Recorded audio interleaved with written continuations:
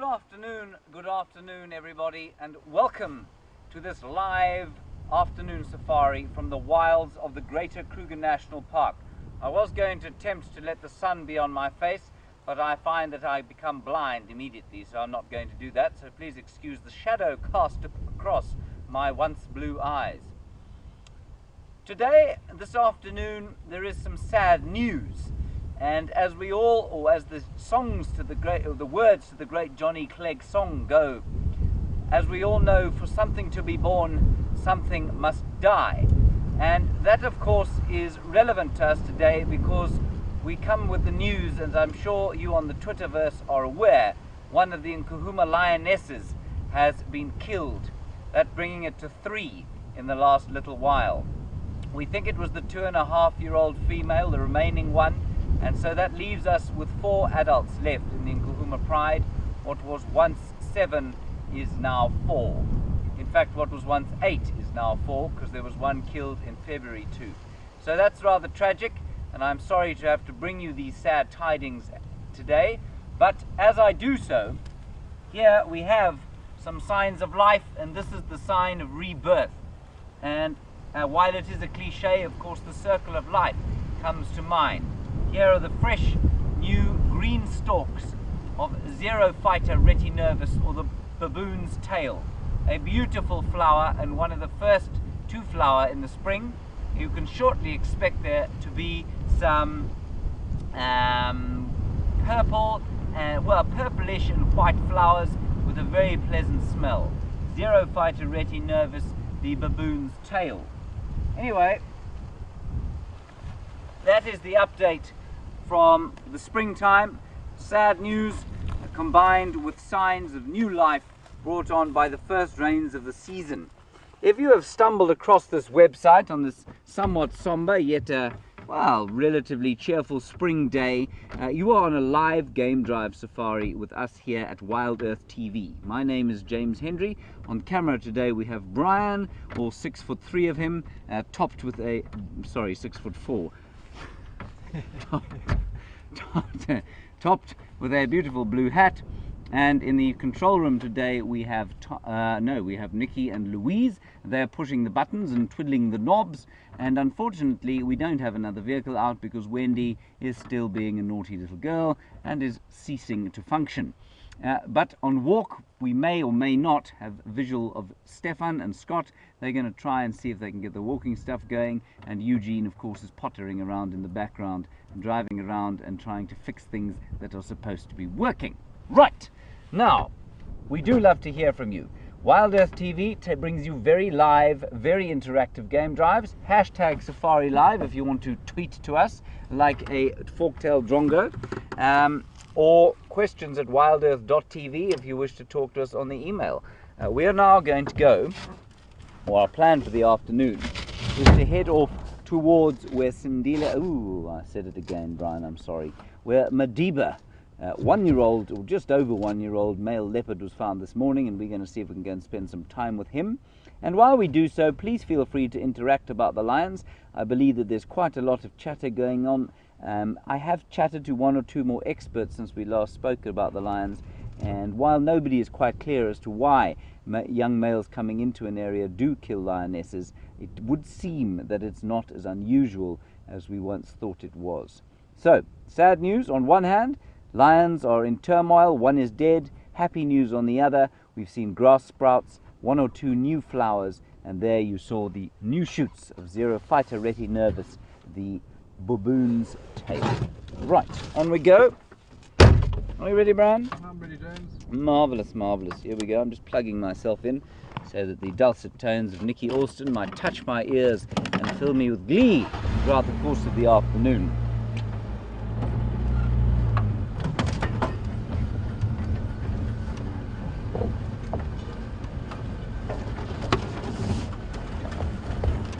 So we're probably about 10 minutes away from where we saw young Madiba this morning. So please feel we'll stop and see what else we can see. I suspect he's probably lying about the place, although it was a fairly cool day. I think the temperature is probably only about 24 degrees Celsius, if I'm not mistaken. which would put it at roughly, say, 75 degrees Fahrenheit. So pretty cool for this time of year for here. That front, we're just feeling the tail end of that cold front that brought us our first beautiful soaking blessing that were the spring rains. I'm just going to quickly talk to Aubrey on the radio, because he of course found Madiba this morning, and I just want to tell him that I'm on my way there. Good afternoon, Aubrey. My route has been Zoe's down to Balanites. I'm going to try and relocate on the young leopard from this morning.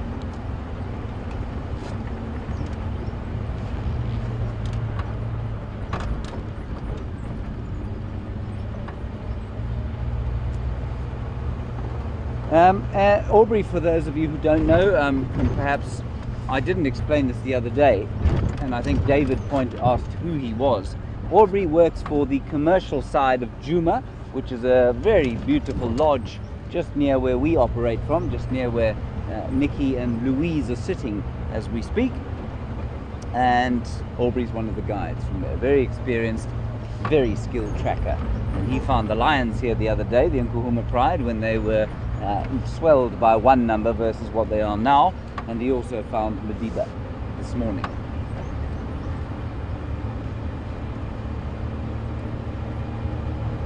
It's a magnificent afternoon, very beautiful, very clear, very crisp.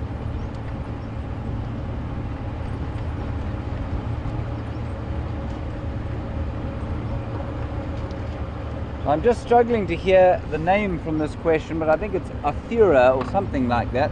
Athira, if it sounds like your name, that's who I'm speaking to, and of course everyone else. You want to know if Junior is okay.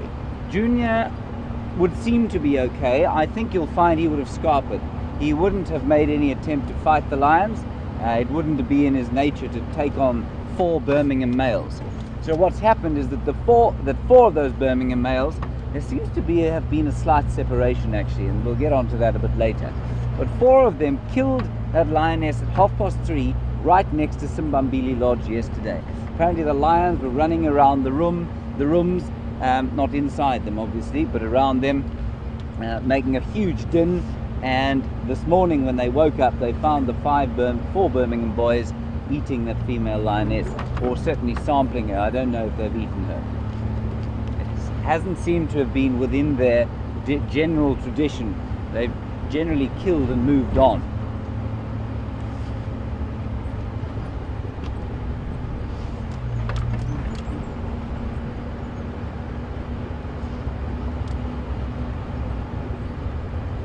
That's an interesting question, and this is the sort of thing we're going to be discussing, I think, for quite a while yet. Wing nut. I don't believe that's the name your parents gave you, but it's quite an interesting Twitter handle. Wingnut, you want to know why it is you want to know why it is that the Birmingham boys, what are the theories? Why are the Birmingham boys coming in and killing lionesses?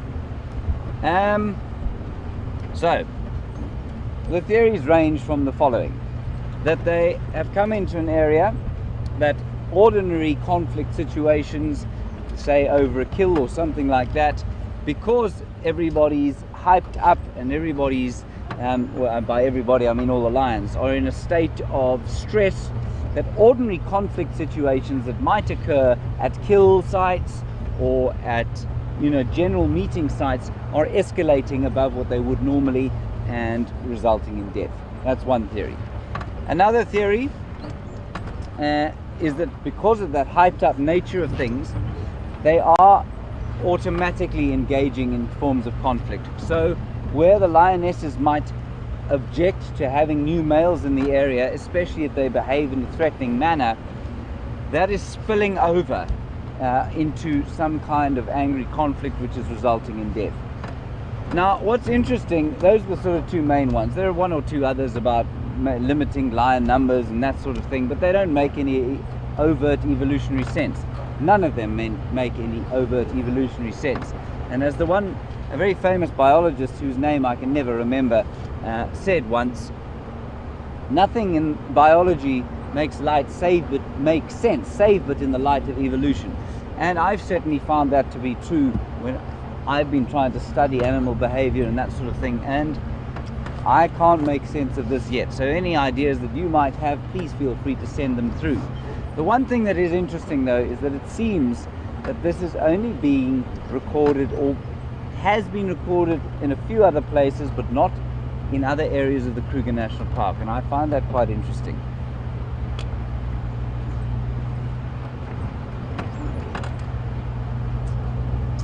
And like I say, they're at Simbambili, and Simbambili is to the northwest of us, not too far, probably about 5 kilometers as the crow flies. And Mavis, you'd like to know if there are any reports of where they are now. Mavis, we don't know, I'm afraid. I suspect they have probably headed off to the west. That will be the safest place for them to go. But why the Birmingham seem to be targeting them so badly is just, I really don't know. So let's have a debate. Let's try and find some common ground and see if we can't find an answer.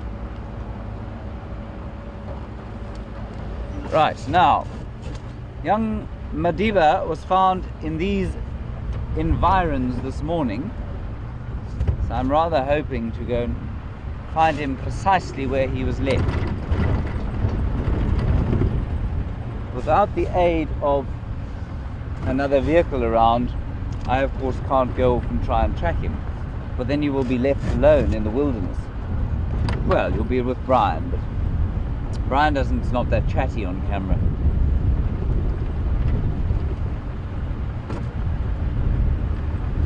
So we're right on the southern boundary, so I'm just going to carefully check that he hasn't crossed the road. We're also very close to the western boundary. We can go next door to Arathusa. We can't go south of the road though.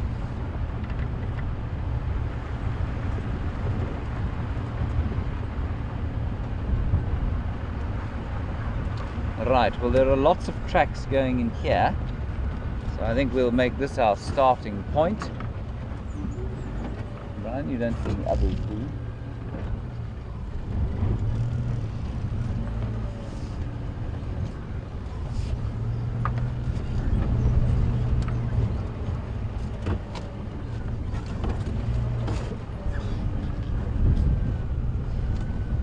While we're driving in here trying to see if we can find young Madiba, Debbie on Twitter, you want to know, are lions responsible for wiping out their own species? No, Debbie, they're not.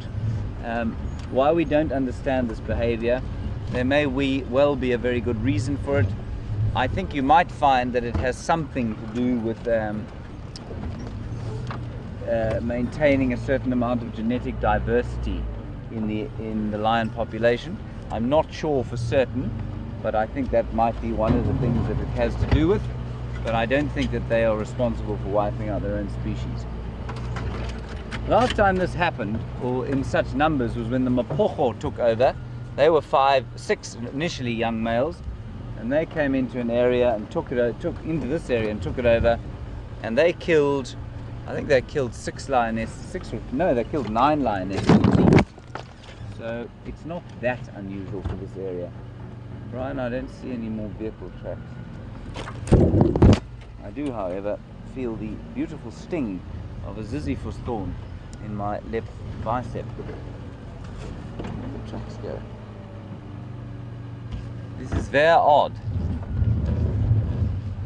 We will find them eventually, I hope.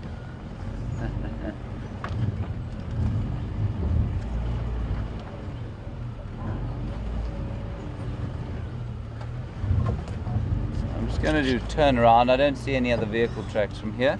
The best point to start, of course, is going to be from where Scott left it.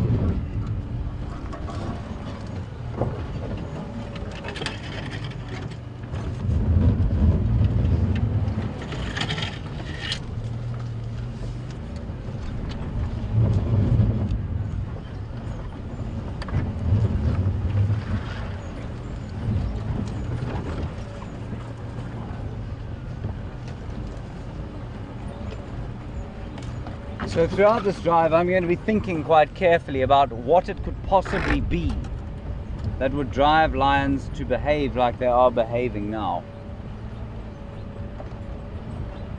And I would encourage you to do the same. And let's combine our enormous collective intellectual might see if we can't come up with something. Watch out there, Brian.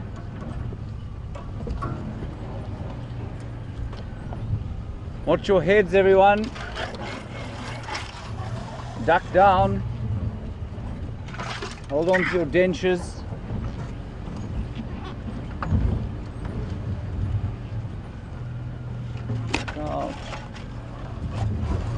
Now on some very clear vehicle tracks.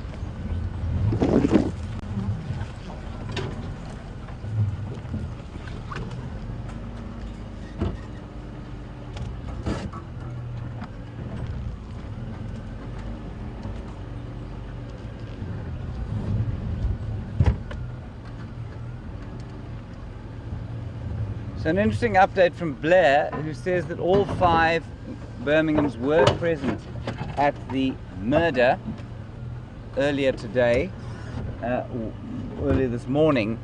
Blair, you say you got that update from a ranger at Nkoro. That's interesting. The one report we had was from a Tsimbambili ranger, and he said 4, but maybe there's some form of discrepancy there. Brian, you see a leopard anywhere? Not currently. Right. Apparently in this Tamboti thicket somewhere, he was reclining on a termite mound. I don't see no termite mounds in here. Oh, there's a termite mound. Must have been where he was or is. Any luck he still is.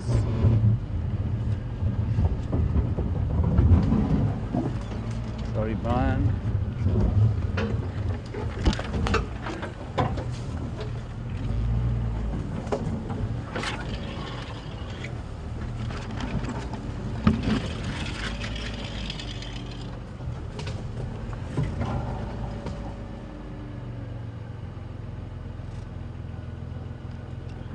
I don't see him. Now, apparently he was lying right up upon this termite mound.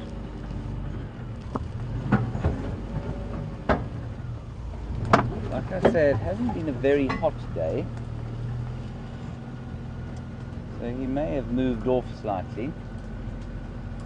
We'll just try. We can't move around too much in here, of course, because it is very thick.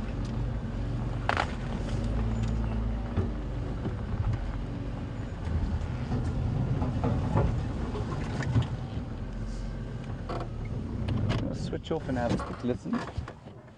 We'll just show you where he was.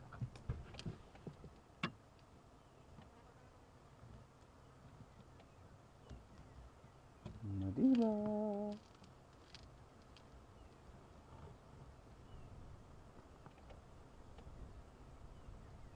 Beautiful sounds all around. Some magpie shrikes in the distance. Lovely, gentle, cool breeze blowing through the Tamboti Grove.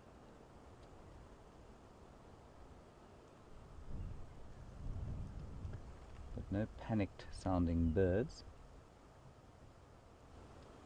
Well, I can hear a bit of movement on the other side of the termite mound. If the young leopard isn't there, we'll try and go round the other side.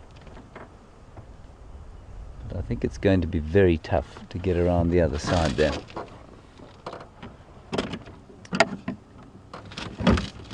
I'm just going to address young Craig on the radio, lest he think he's alone in the wilderness as well. Craig, Scott is not on drive. I am on drive this afternoon.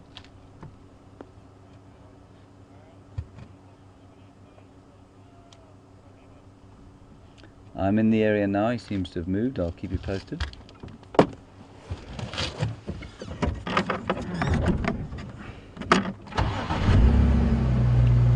Copy that, you're welcome. So he's going to come and help me here. Right, let's just have a look around the other side there.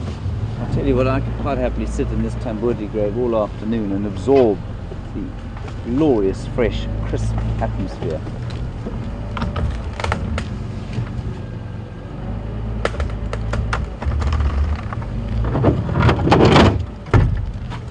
Oh well, it's just another panel, don't worry about it.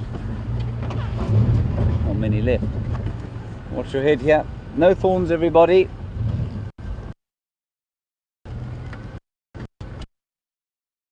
Got the feeling that he's probably just watching us from somewhere very close by.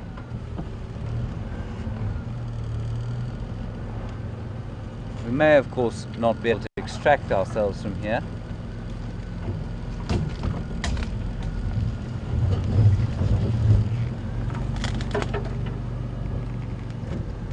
Watch that. No thorns.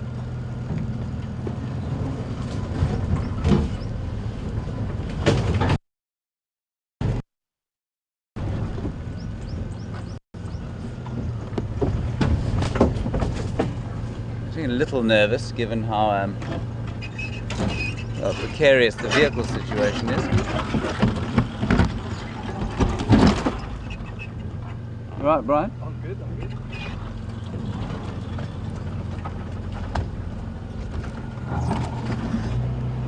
Don't see the young leopard.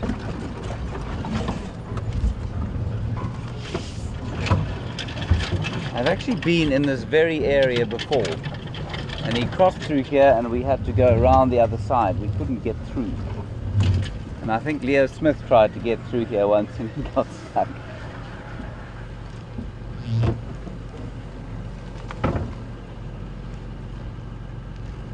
Sorry, I'm just going to have another listen, everyone. There, I did hear a living creature there. It's not Madiba. It is a crested francolin.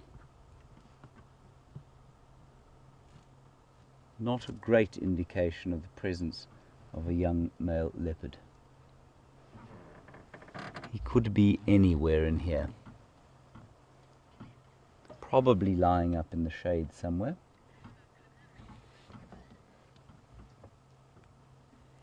And thank you, John, on Twitter. Madiba may well be hunting. Now, you see, I think that's a pretty good assertion. I think it's highly likely that he wouldn't have stayed still. You know, he's quite a restless fellow at the best of times. He tends to move around and play a bit. He's still quite young. He likes to hunt, and he certainly would seem to be quite successful. He caught himself a little rodent of some sort this morning. Apparently let it go. But he may well have wandered off to do some hunting and lain down in a completely different area from this. Anyway, so what we're going to do is try and extract ourselves from here. You can see Brian turning white at the thought, and we'll move around. We can't obviously move around this thicket, but we can move around the edge of it and see if we can't pick up some tracks, and we'll hang around here for 10 or 20 minutes or so, and if we can't find him, we'll pull out and see what else we can see. Does that sound all right to everybody? I'm pretty sure he's not up there, hey Brian? Can't see him there. Now, do we reverse out or turn around? I think we have to reverse out, don't we? Turn. Yeah.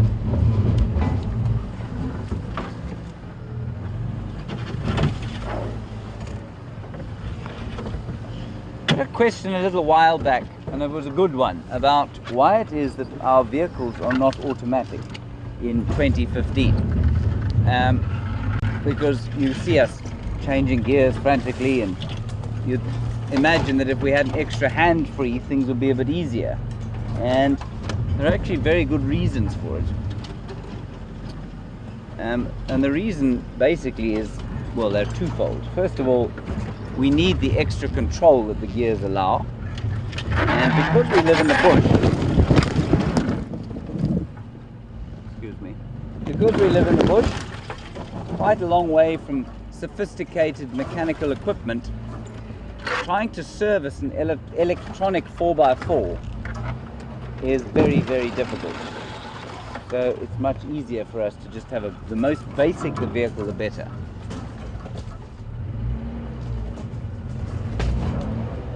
Right, we are now stuck upon a Gymnosporia buxifolia stump. Hopefully not for long.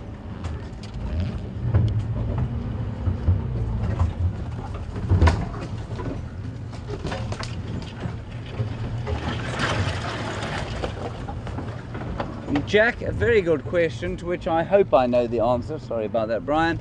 You'd like to know when Wendy is going to be fixed. Are we talking days?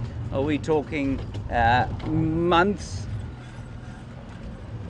Jack, we hope he'll be fixed tomorrow. The mechanic is coming out. He was supposed to come today, but for some reason wasn't able to make it. So yeah, we don't know. And we have had a mechanic looking at Wendy for the last 2 days, well, ever since she went down. But we needed a special expert to come in from town, and they're obviously booked up, so it's quite difficult for them. So we're hoping by the end of tomorrow Wendy will be up and running. But because none of us are very skilled mechanics, we don't actually know what the problem is. And so it's difficult to say how long it's going to take before he's actually looked at it. Alright, I think we've exhausted this little spot. I'm just going to call Craig again. I think he was the last in here this morning. Craig, do you copy?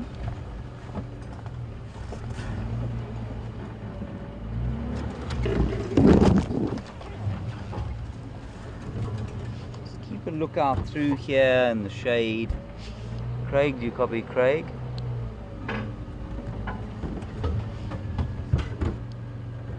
Craig, confirm you came into this area this morning?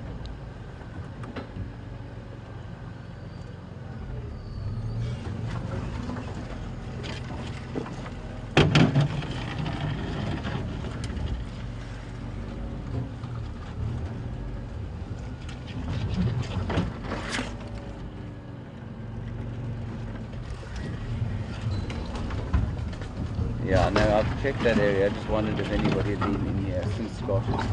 He's definitely moved, so we're going to have to look around a bit.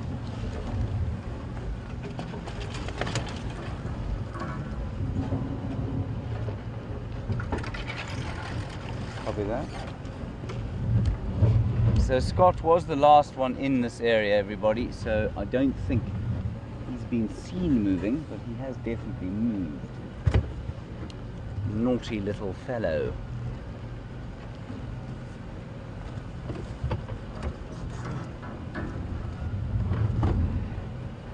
Now, I'm afraid we're flying blind at the moment, not being able to go off on foot. But we've done it before, you know. We found him quite readily on a number of occasions.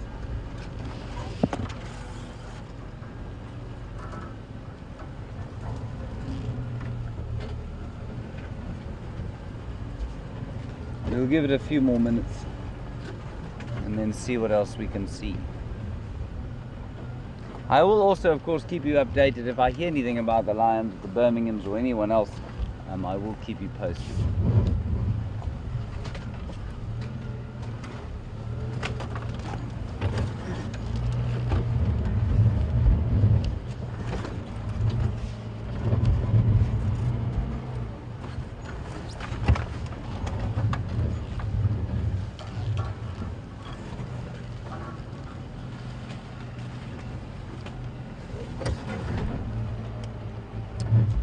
So I thought this question might come eventually, and it's a good one.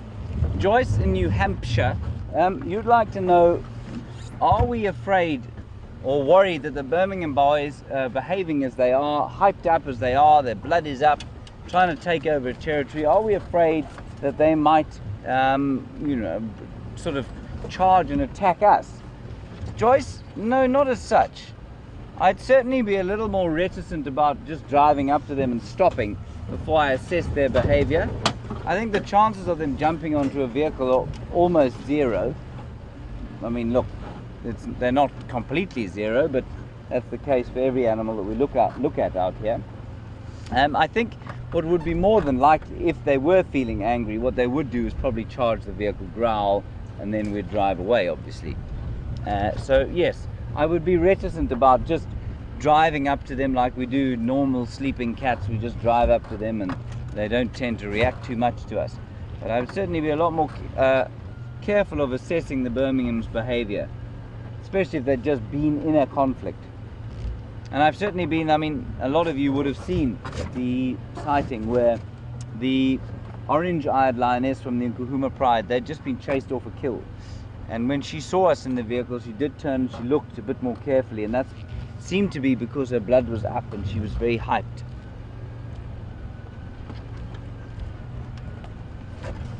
This is where we went in originally.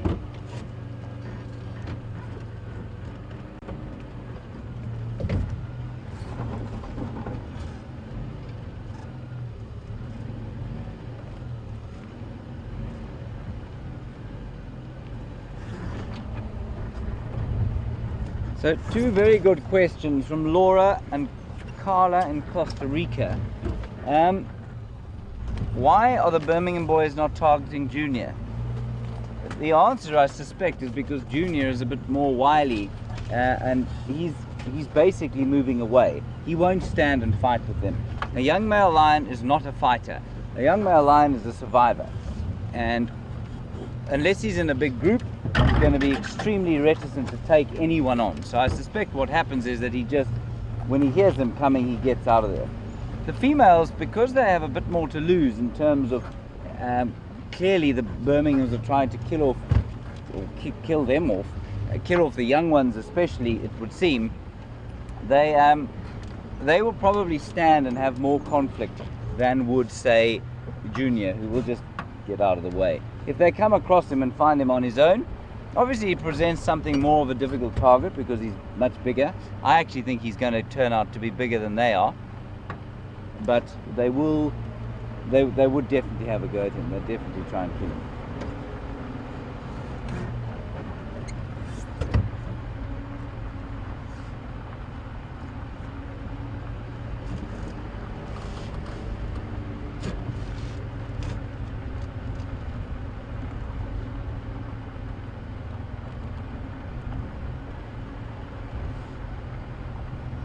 Interesting thoughts from Terry Williams on Twitter.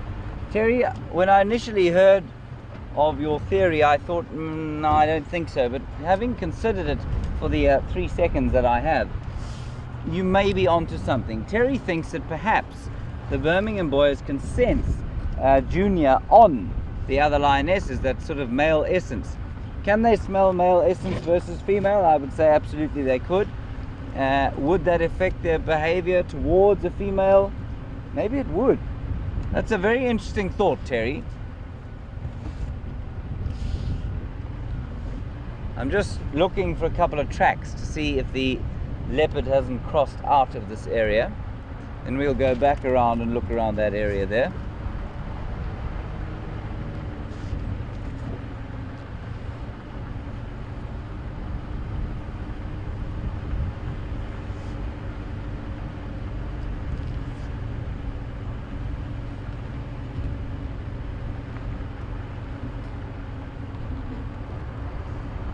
And Ellen is agreeing with Terry Williams that perhaps it has got something to do with Junior and the fact that he has sort of left his scent, if you like, on the females of the Nkuhuma Pride.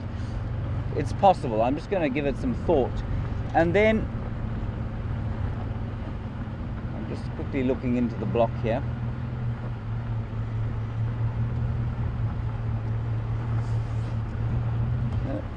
A question all the way from Deborah in Kentucky, who would like to know, is it possible that they were pregnant and that's why they were killed? Again, it begs the question, can they tell if a lioness is pregnant or not? And the answer is probably they can, you know.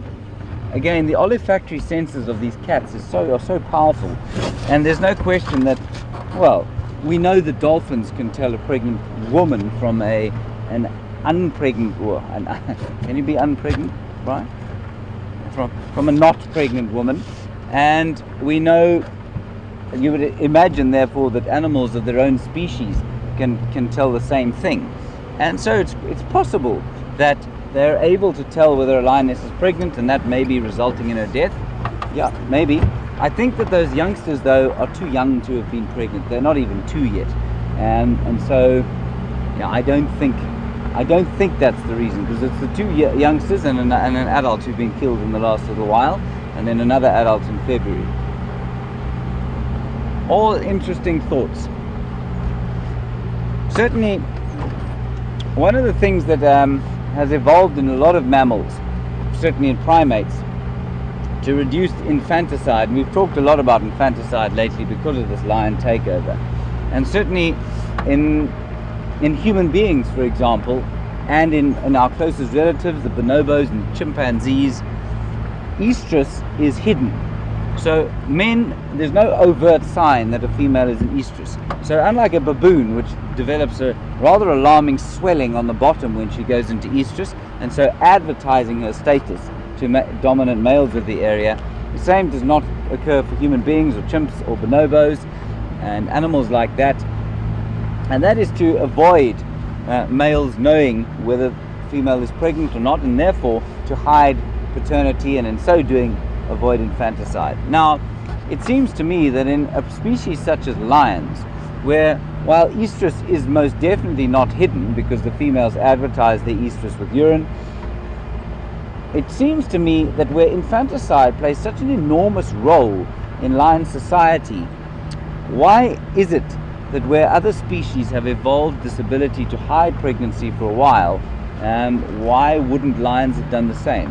I don't know.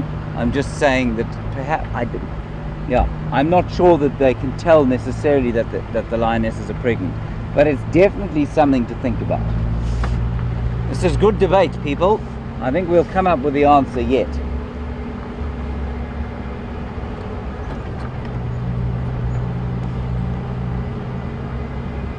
I do wish we could do it while we were looking at Sindila, though.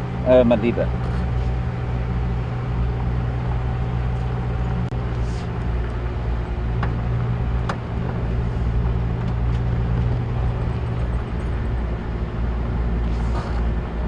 While we look for young recalcitrants in Madiba, I keep wanting to call him Sindila, I just cannot get used to it. I will eventually. I'm a bit slow, but I'm not very good with change. Lynn in Ontario, in Canada, you would like to know, sorry, I'm just checking for some tracks here. Nothing there. You want to know, Lynn, why it is, or will, the fact that they are now reduced to 4 lionesses and junior, will they not hunt buffalo anymore? If junior stays with them, I think they will continue to hunt buffalo. Now remember that they were hunting buffalo still with 5 of them, and one of them being just over, well, not yet 2-year-old lioness, so she wouldn't have been a great help on the buffalo kills. So yeah, I think they probably will, but what's interesting is that the hunting efficiency won't go down. But as you surmise, the prey size that they choose might go down, but the actual efficiency of their hunting won't go down at all. And it'll only go down when they get down to 2 lionesses.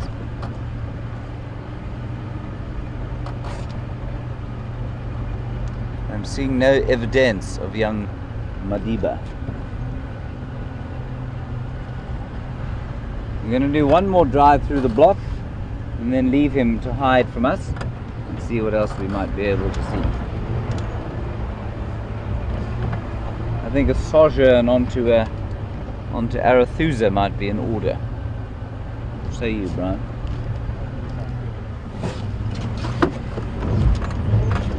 I'm just going to do a little nip through here. It's not that thick through here. We'll just see if we can't pick something up. Lovely smell of petrichor here. Petrichor, as you all keep reminding me, is this beautiful smell that the earth gives off after it's rained for the first time. Well, every time it rains, not really, it's not only for the first time. I actually think that we should stick closer to the drainage line there.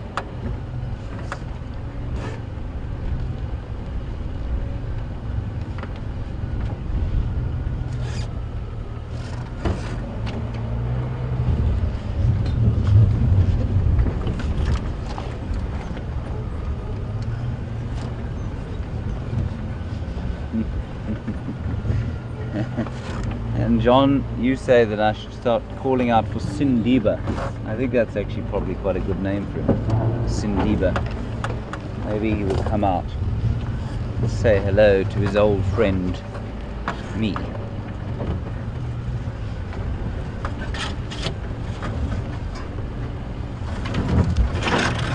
You've seen him right where I'm driving now before.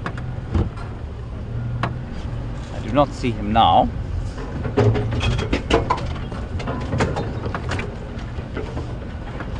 So the leopards will like to move sort of up and down these drainage lines, especially if they're looking to try and hunt something. And of course he's so used to vehicles now, he'll hardly react unless we drive over his tail, then he might. So he's not likely to sort of start and jump out of a bush.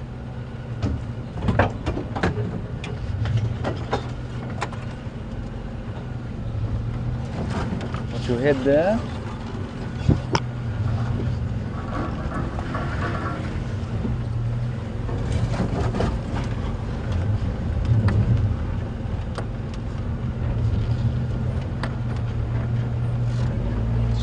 Carefully in there. I'm just going to stop and have another little listen. Always a good idea to listen. A bird alarm calling, or a squirrel, or a dwarf mongoose.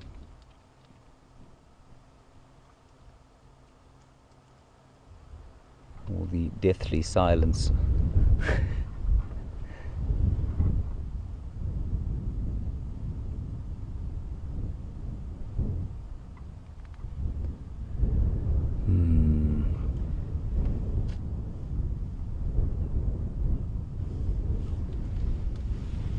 I don't see the little fella. We'll carry on. I think Scott is on foot and he may well come into this area. See if he can't help us out.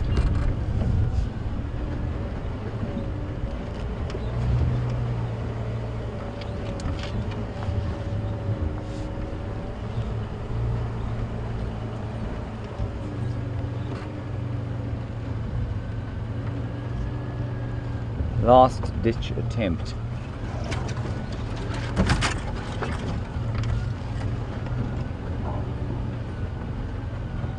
Ryan, look at the grass that's coming up there. That's 2 days worth. How's that? Look at that, everybody.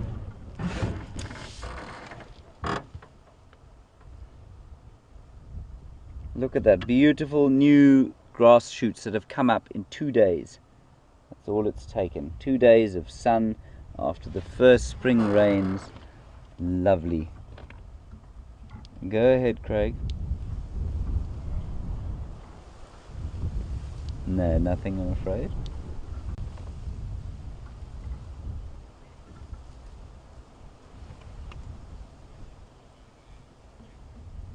Copy. I might have to pull out of the area fairly soon. Beautiful.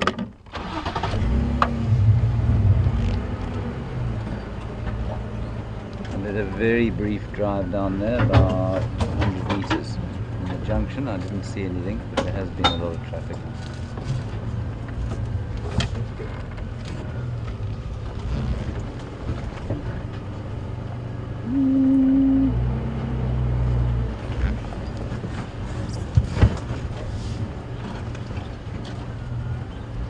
So that grass will now be grazed fairly readily, especially by animals that are pretty close to the ground and animals that are perhaps a little bit more affected by the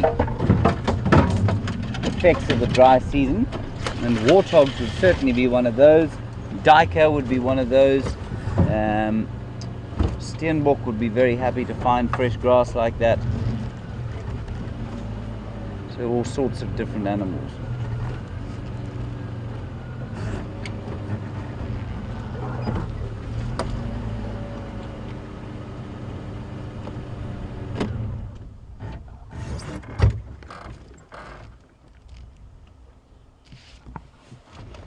Alright, we're going to have one more look through this area, and the good news is that Scott is on bushwalk. The camera is working. Whether you'll be able to hear his tones or not, I'm not sure, but we'll send you across to him, and I will continue on the search, and then we'll see when we get back to you. Bye bye, and enjoy Scott.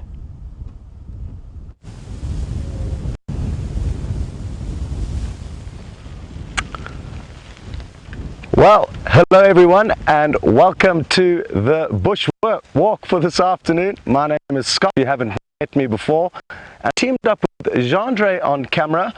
I've got my trusty wind that Stefan used before. As you can see, the wind is blowing in the same direction that we're going to be walking in shortly, so we are going to factor that into the equation.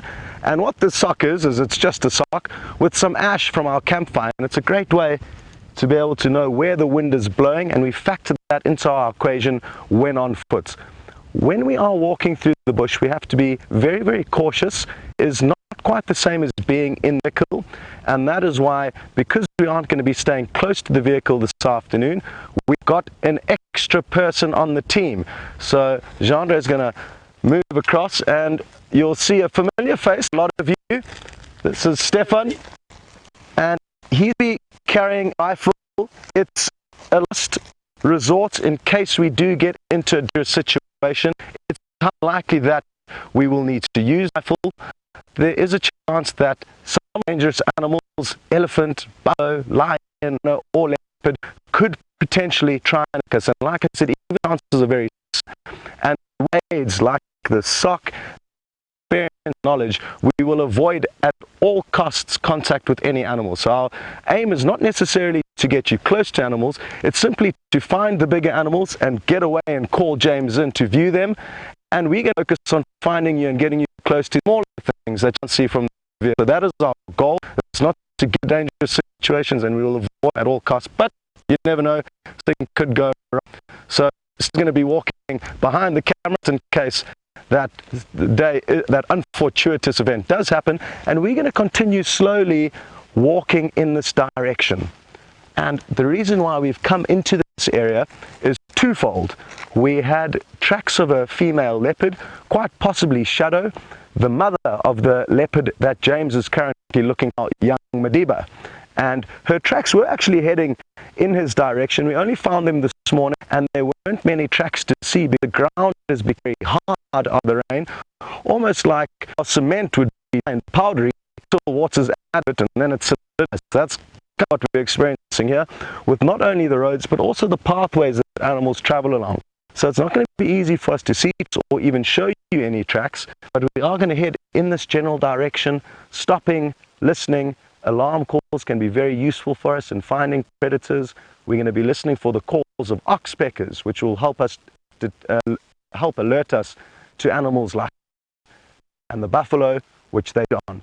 So that's a way that we can avoid getting into a dangerous situation, listening to the sounds and the signs around us. Let's continue. It's quite open here for the time, and because the vegetation is very dry, it's a time of the year to be on foot because we can see a lot further than we will be able to see in the coming months. I believe James has just showed you to give you a little bit of a view and of this area. We're going to send you back to James, but come up and mind the step. There's a few uneven spots here, so I'm putting Gendre right into the deep end.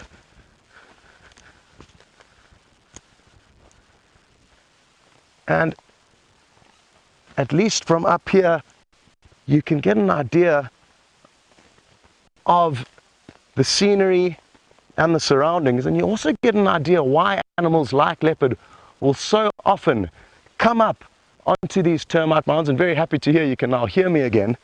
And even though it's just a few meters above the ground, you can see so much further and not only detect potential prey for the leopard, but also any threats, lion, other leopard. It's just a great point for them to come up and examine their surroundings with a bit of a vantage point.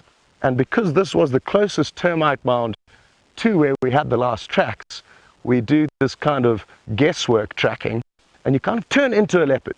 And because we see leopard and view them for so many hours, following them in vehicles, we get a very good idea of how they may actually move. And I'm now slipping into leopard brain and thinking, if I was a leopard heading in this direction, where would be the points that I go to? So this is the first point that I'm hoping the leopard would have come to. And from here, I'm going to look around and look for another likely spot that a leopard would to. Now, while we're up here and the view's so beautiful, we're going to take you on a bit of a 360. So I'm just going to leave Gendre to show you around. This area of Djuma is one of are viewpoints where you get a little bit of elevated ground and you get an idea of the expansive wilderness around us.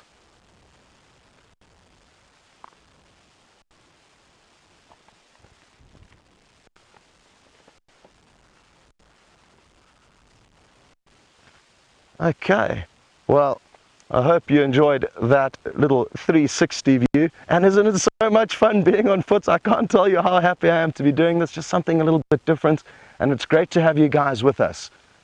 So apologies if the audio descends as we dip down here, but we are not going to take you for this next step. We're going to send you back to James and try and get closer into that area of where Madiba was last seen this morning. I actually left him there, so I've got a good idea of exactly where he was, and hopefully with the three of us, including Steph, we'll be able to find some tracks or signs of him, and we're going to be working that area with James and get a hold of you as soon as we have any luck or anything interesting along the way.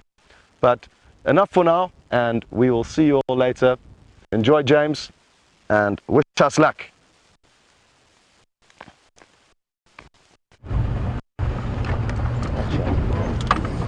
Hello everybody, welcome back. I'm glad it seems that the bushwalk equipment was functioning today, which is excellent news indeed.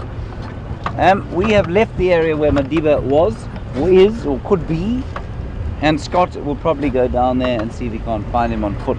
I think that's the best option, and we will drive around Terra Incognito to the west. We're now on Arathusa in the hopes of finding something else entertaining for our afternoon. I have spotted a vulture. I think it's the one that lives in the nest there, and we'll see if we can't find something there.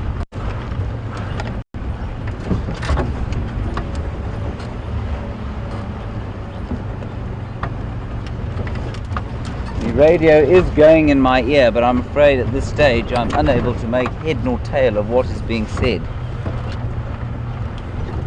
So we'll get a little bit deeper into Arathusa and perhaps all around us there's little signs of spring are starting to show after the rains. Bits and pieces of grass that are turning green, the odd tree that's starting to flush. And I'm still surprised by that how few knobthorns I've seen in flower. And Stefan was just saying he was in the Kruger earlier on the weekend with his little boy, and they found all sorts of trees in various kinds of flower. The wisterias, I think, and the shambok pods. But here they seem to be holding off for some reason. Not sure why that is.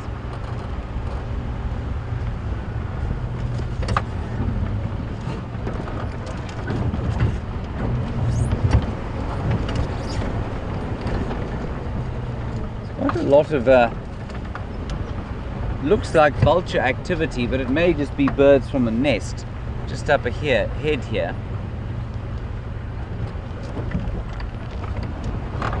I'll go and see what's going on. See that, Brian? Big bird up there. And there was one in a nest here. I think it was in a nest. There's the nest. There is the vulture in its nest. A white-backed vulture. I get my powerful binoculars.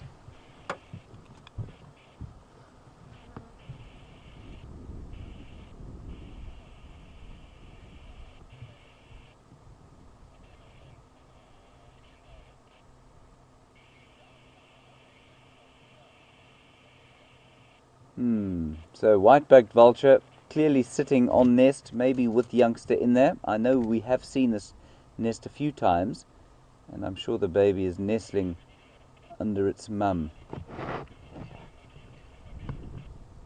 Right. So from what I can understand from the radio, everybody, those Birmingham boys are now on Simbambili, of course, which is a place we are not allowed to go, but it's just to the northwest of us. I will keep you posted on any movements that they might have. They seem to be, well, doing what they do best. Well, other than kill, I mean. They're fast asleep. So I will keep you posted. It was one of the reasons I wanted to come across here.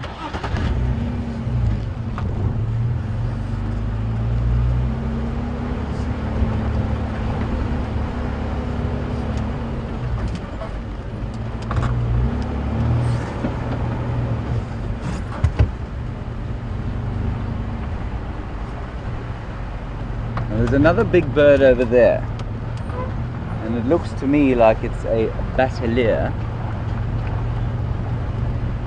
Bateliers are often pretty good indicators of a carrion, especially if they're surrounded by either a tawny eagle or some vulture activity.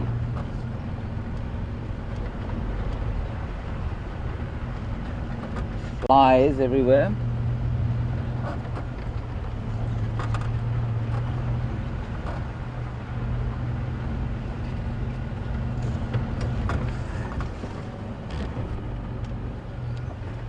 There's the batelier, everybody. Sorry, Brian, it's not a great view. I'm afraid you're going to have to look through the trees to see it.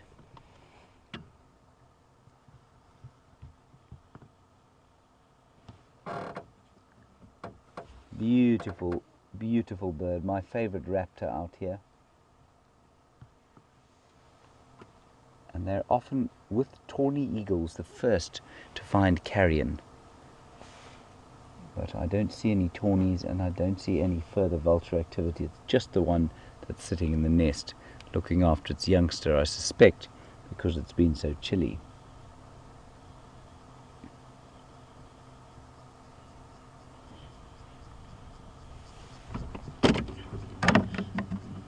Right, let us carry on gently.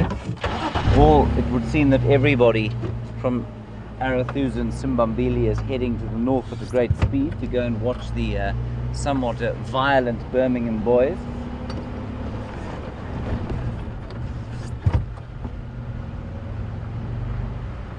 So we may have this whole reserve to ourselves, which is very nice.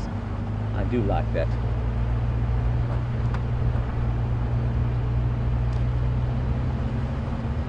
Right, our next port of call will be the Arathusa airstrip. And perhaps we'll pick up tracks of Shadow, Madiba's mother. She does tend to knock about these parts. Oh, right. There's a pig looking at you with a lot of little baby pigs. Look at that. Isn't that lovely?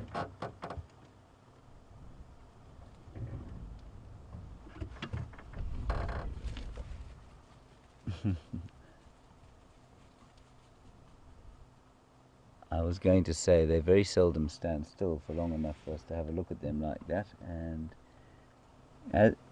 as you can see, they very seldom stand still for long enough for us to have a look at them. So there were two little piglets there as well, and the female, and then I think a boar off in the background there. And that's the general makeup of a sounder. A sounder is a group of pigs, and the boar's not always around. Sometimes two females and their babies. Sometimes a boar joins them, sometimes he doesn't. They're not, I don't think they're right up there with Father of the Year, but they're certainly, they're better than some.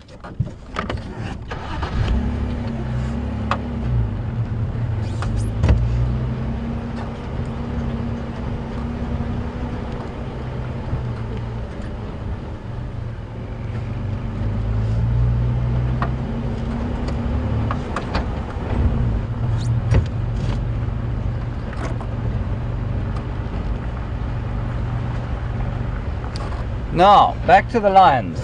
Jeannie in New Hampshire, second viewer from New Hampshire today. Jeannie, you want to know when will we know when the takeover is complete? How will we know that the lions have taken the area over and things will settle down to sort of relative normality? Jeannie, we will only know when either the Matimbas are dead or we've stopped seeing them and we've stopped hearing news of them. So at the moment we know that they're on Mala Mala. One of them killed a lioness the other day, and I'm sure that's a result of the fact that they're just feeling extremely threatened and their blood is up. One of them made a kill at Londolozi, which is south of the river and west of Mala Mala. And on Mala Mala I think the other one is, or certainly was, and I think they're both on Mala Mala at the moment. Smell waterbuck. So Jeannie, only when we stop seeing the Matimbas, or when they've actually had a territorial conflict and they've been killed by the Birminghams, will the territorial takeover, oh, sorry Brian, be truly over.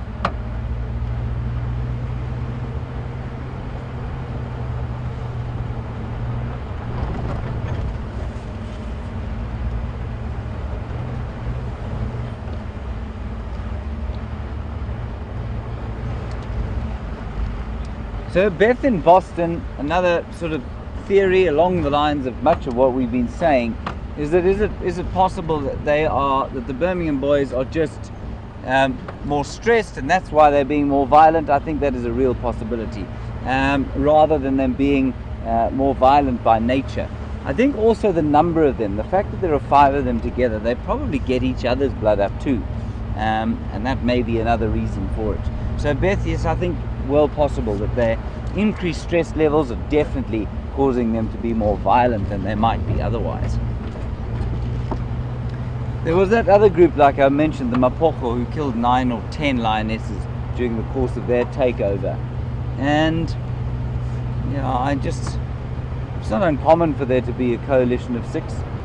It's not that common. And they're the skybed males, of course, up in Manuleti. I believe there are 9 of them. One hates to think what they would do if they came into an area like this. They might find themselves living in a monastery before very long.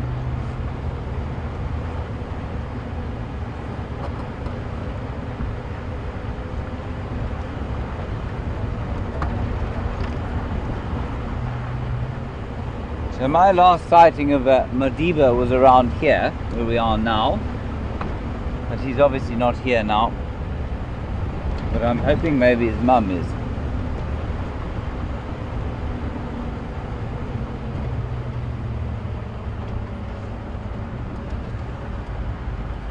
So we did see some warthogs, a little sounder recently, briefly, before they ran off, as is their wont. Very seldom sit still.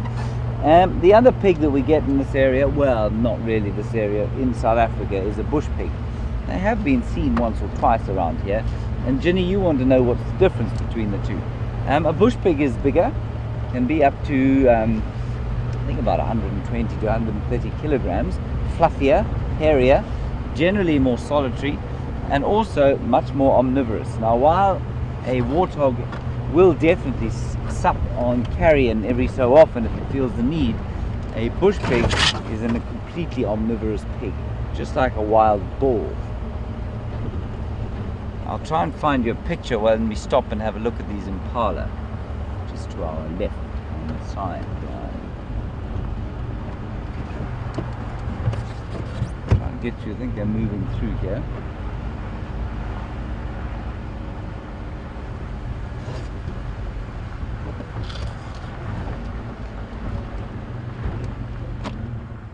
There we go, some impalas.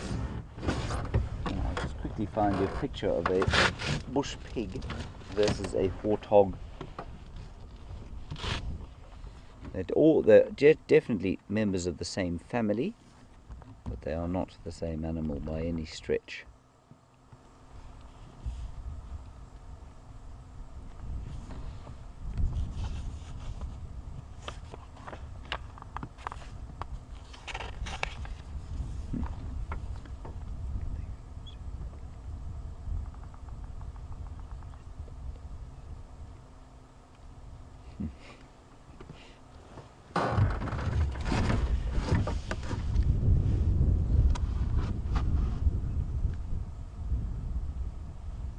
So the impala, of course, are frolicking about in the glory of this crystalline sort of early spring afternoon, so made by the glorious rain we had the other day.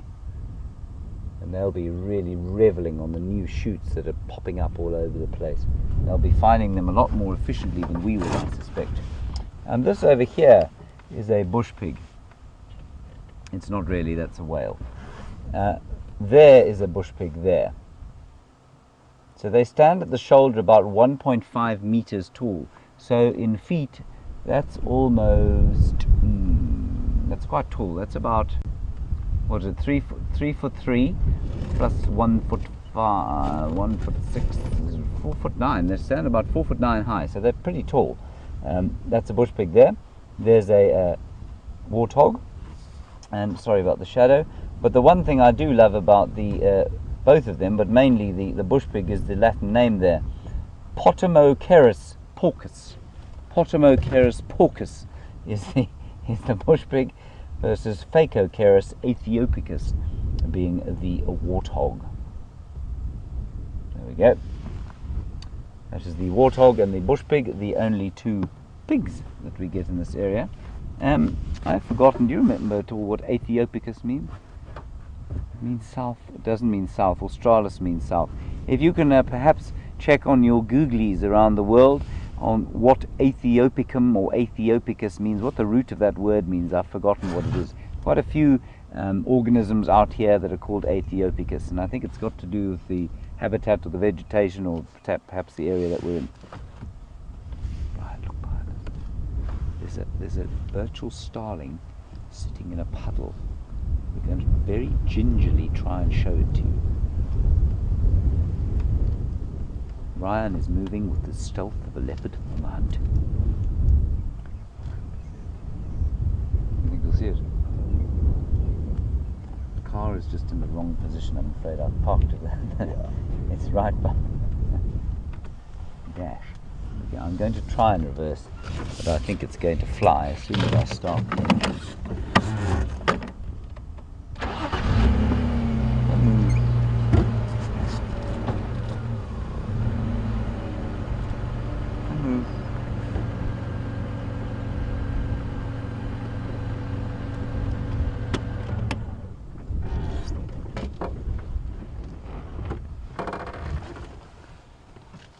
Virtual starling. He's so close there that you can see he's loving this water. And you can see him still. Yes, look at that. That's wonderful. Having a bath. Everyone loves the new water that the spring brings. This is so special, everyone. He'll have a drink, then he'll wet his feathers.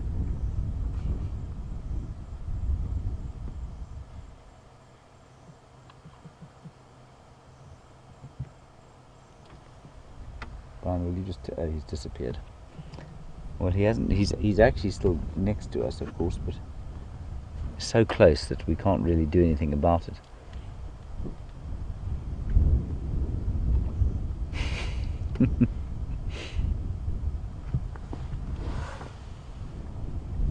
Now, he looks pretty black because of the way the light is, but he's actually iridescent blue and purple and green.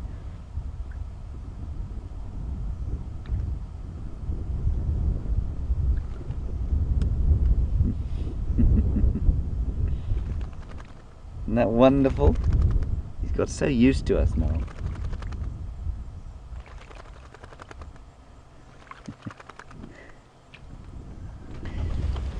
So birds bath, I think, pretty much for the same reasons as we do, you know. They do it to cool down a bit, so that's a bit to have a swim, but it's not very hot today. So you may be doing it for a bit of a cool down, but they also do it to get clean. They, of course, are covered in various kinds of parasites, and having a bath like that probably helps them to get rid of that.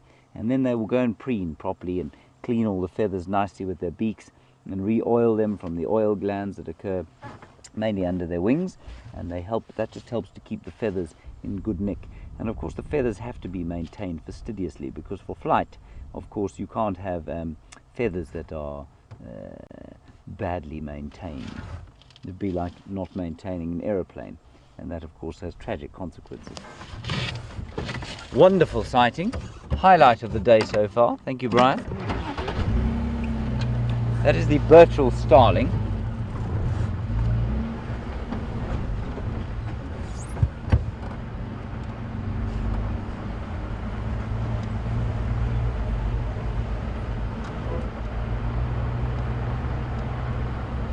There is the pig.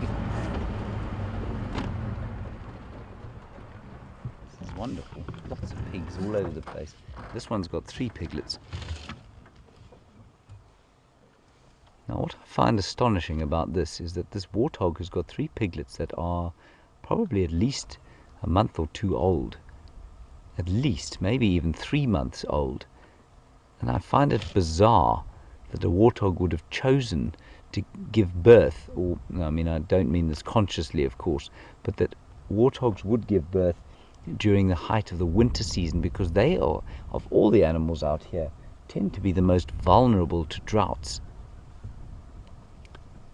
I would think that there probably is there's definitely a birthing peak during the summertime. So this is, I would say, is fairly odd. Although, I mean, the last warthog we saw about half an hour ago also had piglets, even smaller than this one.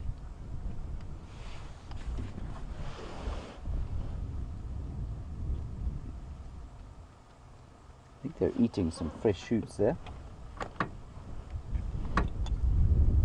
Digging a bit.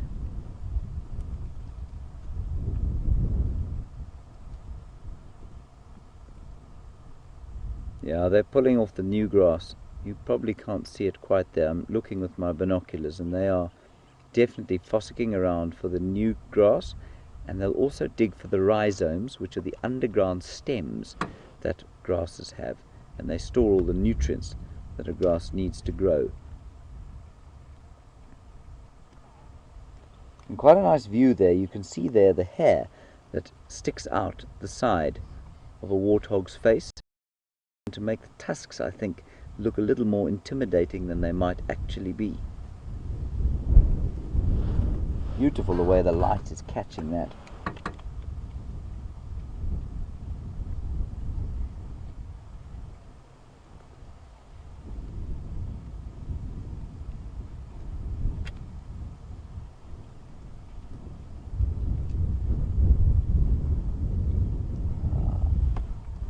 Thank you, Judith, on Twitter. Aethiopicus means literally from Ethiopia, but in scientific terms, when it's used to refer to an animal or a plant, it means south of the Sahara in Africa.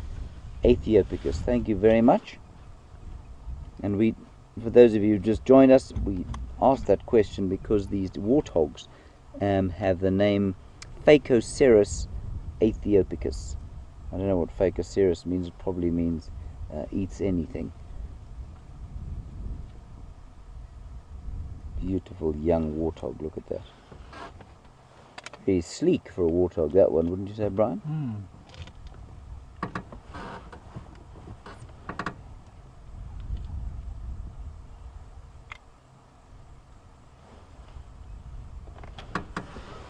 So we're having quite a few pig questions today. It's unusual, very pleasant to have unusual questions.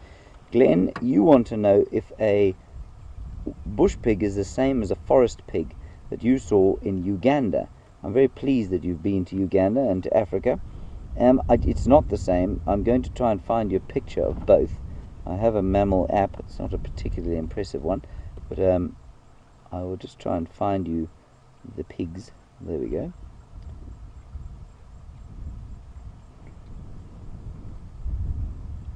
Giant hog, I think, is what you probably looked at in Uganda, I think.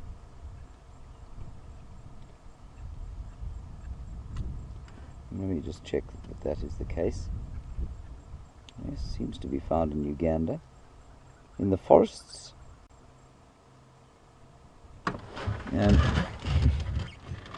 Brian, I'm not sure if we'll get this.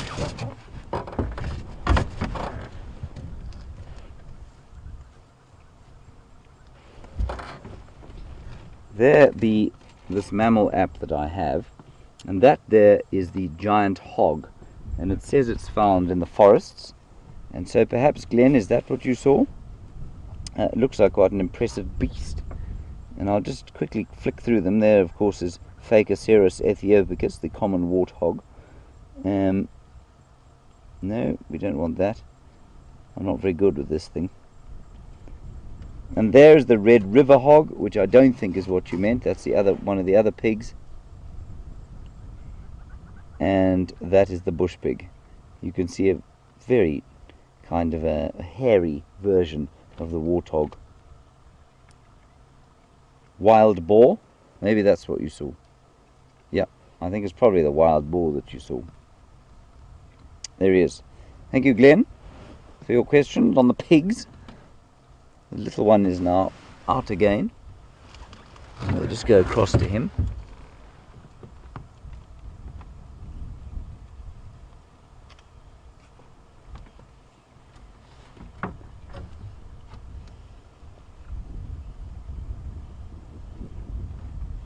Hello Paul on Twitter, a question about pigs from Paul. Paul, you want to know, are they territorial, these warthogs? Paul, they're not really, you know. They'll have a home range that's fairly defined, but they don't actively defend it against other pigs. Boars will probably have a conflict over females and mating rights, but they don't tend to be particularly territorial. So they won't mark a territory, and they won't defend territory against conspecifics. Now, conspecifics means against other animals of the same species. So no, Paul, they're not territorial. They will have various dens throughout their home range that they may or may not share with sound. And the sounders, of course, are not fixed social arrangements like a pride of lions would be. They do move around and break up and come back together and all that sort of thing. Right, let us press on towards the airstrip. See if there isn't something running along it like a wild dog.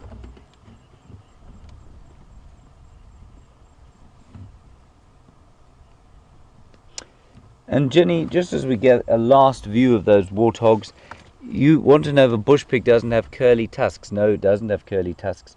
It does have vicious, like all pigs, it has very vicious bottom canines that are used extensively for defense. And if you should ever find yourself set upon by a warthog, it wouldn't be the top tusks that you had to worry about. It would be the bottom ones. The bottom ones are razor sharp, and they occlude against the top tusks, and that makes them very sharp and very intimidating. And that, if you're ever attacked by a warthog, is what's going to cause you trouble. I think it's probably unlikely that you'll be attacked by a warthog, but should the eventuality occur, that's what you should watch out for. And you can just see the hair on their backs also sticking up in the beautiful light.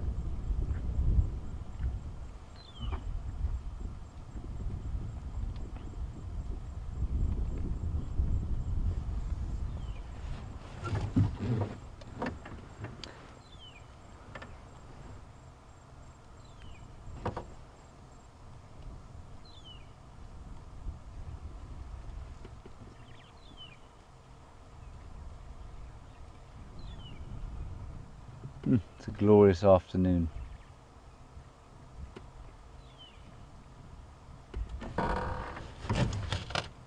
Right, here we go. Marvellous pig sighting. Haven't had one of these for a long time.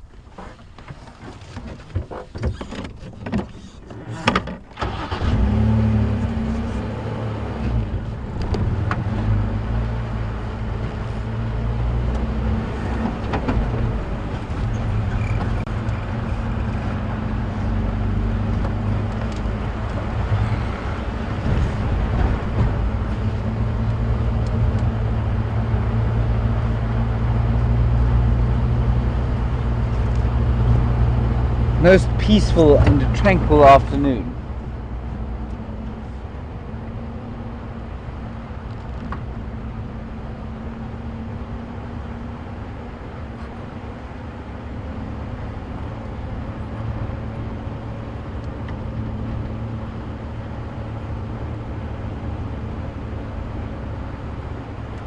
So the reason for checking the airstrip would be because it's like a big clearing. And so some animals will come out onto it purposely because they can see what's going on.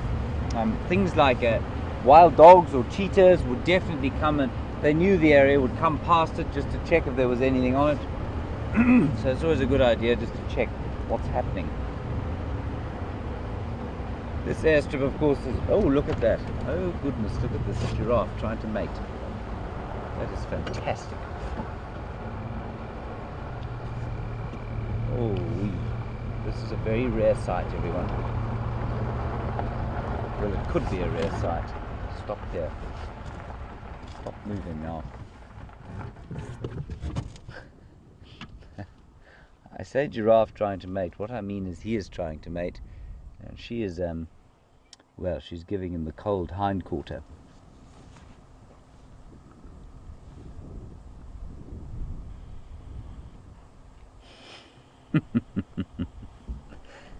Now you'll find that she's probably coming into estrus. She might not be quite ready yet, and that's why she's not doing anything. We're not too far from the edge of the airstrip.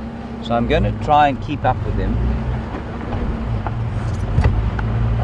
But if I try and go off-road after them, they'll definitely run away.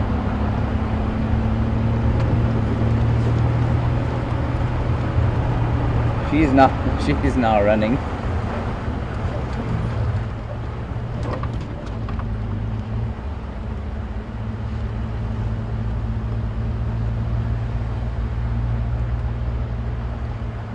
We don't see this often. I mean, this time of year, I suppose it's not that uncommon. Sorry, Brian. Just go back a little touch. Look at that beautiful shot. Oh, that's so sweet. Hello, young couple.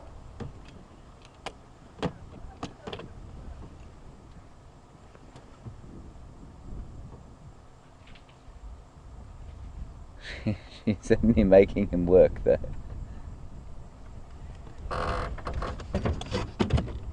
Wonderful the way they move. I'm hoping they're going to pop out onto the airstrip here. She does look like she's coming this way. I'm just going to stop and wait and see if she doesn't come across the road onto the airstrip, which would be wonderful.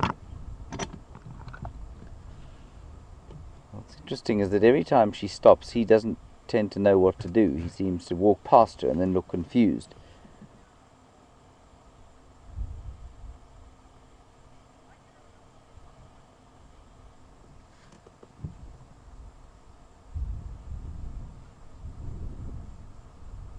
Here we go. I'm just going to let them go through that thicket, everyone. I'm not going to move until I think they're going out into the open.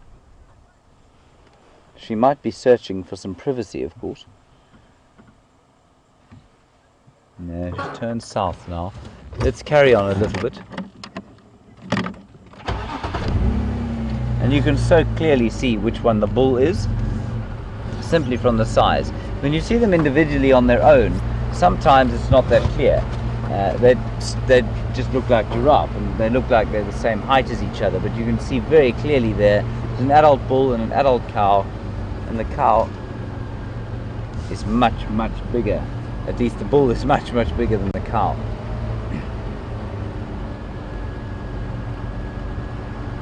Come on, chaps, come out into the open. Let's have a good look at you.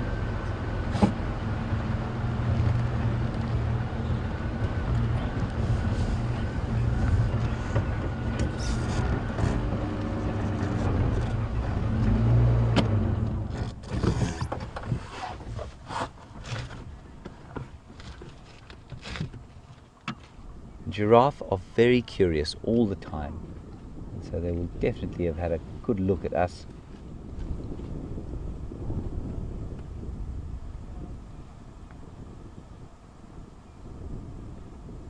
Here's a bull on a mission, that fellow.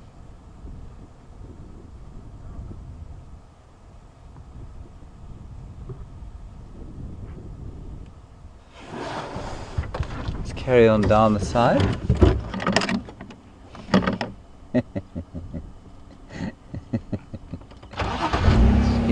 She is having none of it.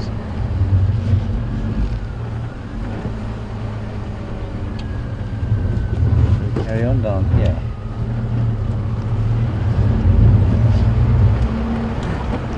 He's also much heavier than she is, of course. He's about 1.4 tons, and she will be probably 900 kilos to 1.1 tons. And a ton, for those of you who don't work in that metric, is 1,000 kilograms, so about 2,200 pounds. Some impalas up ahead.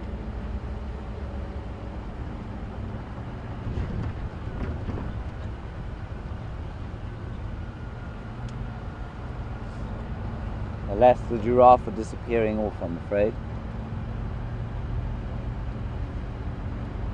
Everywhere there are little puddles of water.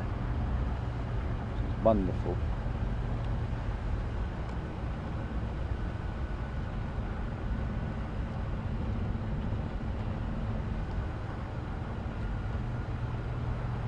Now John and Elizabeth and Patty, you say that he's persistent. Yes, he is. Elizabeth and Patty, I think you said that he's showing typical male behavior. And while you probably trying to make a joke or are making a joke, you're not wrong. He's showing completely typical male behavior of mammals throughout the world, and indeed many birds. It is the male who does the seducing, i.e. the male who is trying to convince the female to allow him to mate with her. And that, in the mammal kingdom, is almost universally how it happens. The birds are a little bit different, some of them, but many are the same. Think of a peacock.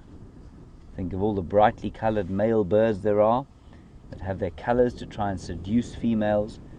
That's exactly what's going on here.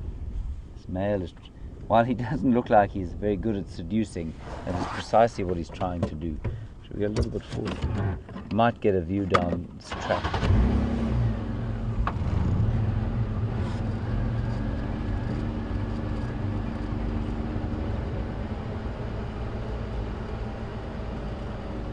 Now they're sharing a bite to eat.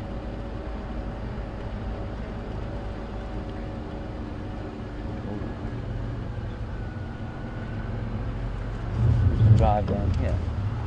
It isn't really a road, but we'll go and have a look.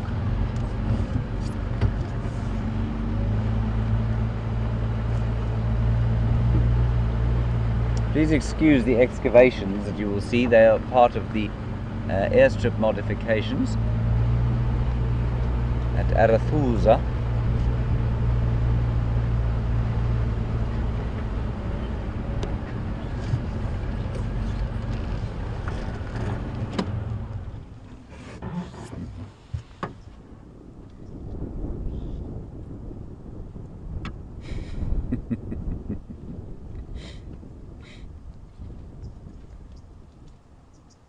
So Patty, you're absolutely bang on.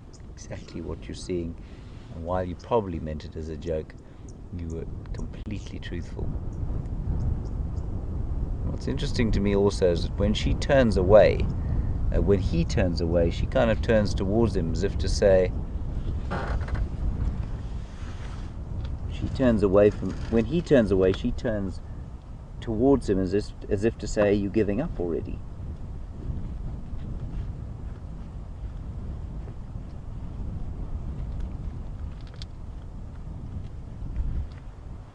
Okay, I'm going to go out onto the airstrip line. Let's get back a little.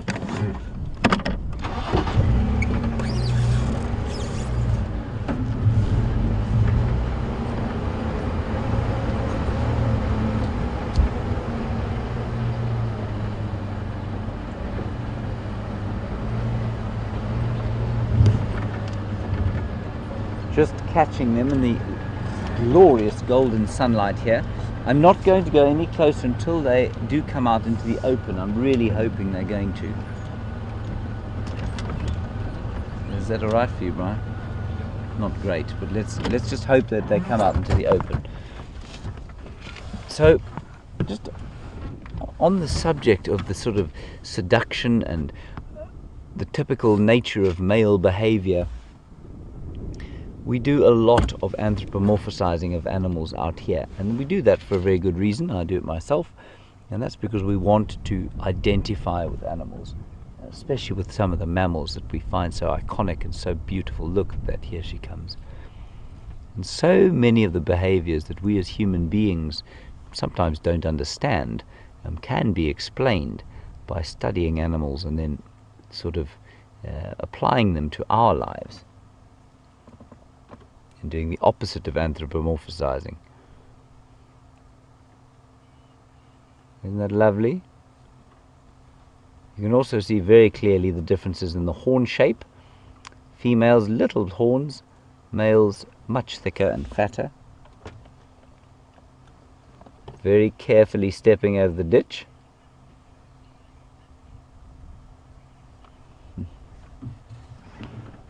And Elizabeth, you want to know, will she eventually shake him off, or will he follow her endlessly? He won't follow her endlessly. I think that if she is in estrus, he'll follow her until he no longer senses she's in estrus, or he gets too hungry to carry on. But basically they have very little to do with each other, male and female giraffe, until a female comes into estrus, and then it's all go. Just turn around a bit. And the gestation period is about, it's not unusual, of course. The gestation period for a giraffe is the only ruminant, i.e. animal that chews the cud, that has a gestation period longer than a year. So they have a gestation period of about 13 months, which means that if they mate now, they'll be just in time for the rain next year. So it's a pretty good time for them to mate. I'm afraid I can't cross this spanky new airstrip without going all the way around it. So we're going to speed down to the southern end and come up and hope we still have them here. Perhaps he's going to have a drink. Hold on tight, don't spill your drinks. We're going to move quite fast.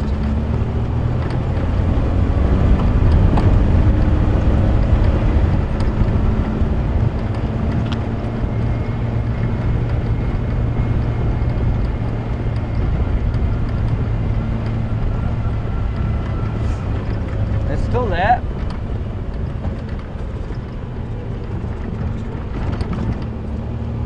Big ditch here we can't cross.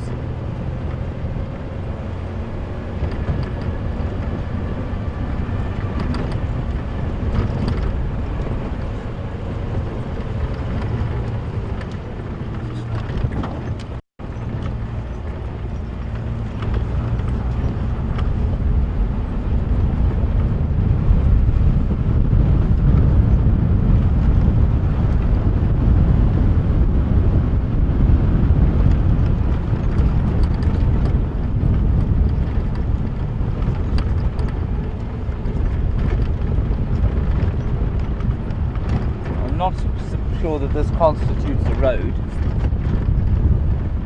but we'll pretend it does. Right, there they are, the giraffe, beautifully lined in front of us. Can you see them? Yes, just.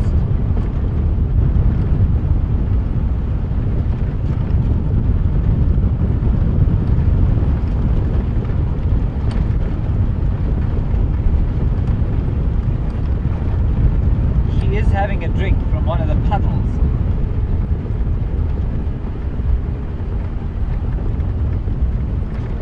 If I were her, I would be trying to drink somewhere else. Brian, where do you want me? Where do you feel better? Do you want a backlighter, or do you want to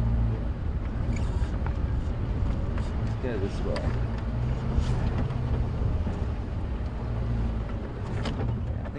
Does definitely want to have a drink, and I say she's picking the wrong spot here because I think there's going to be quite a lot of runoff from this airstrip.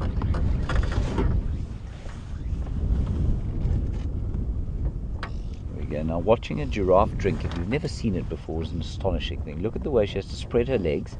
This is wonderful. Oh, that's wonderful. He is obviously now taking his opportunity. And she'll flick her head like that because she's got to get the blood that rushes down into her brain. Now there's blood now pumping into her brain because her heart is enormous. Now watch her flick her head as she stops drinking. And what that does is to help to push the blood back out of the brain and down in towards the heart. The pressure build-up when they put their heads on the ground is enormous. So they can't keep their heads down for too long.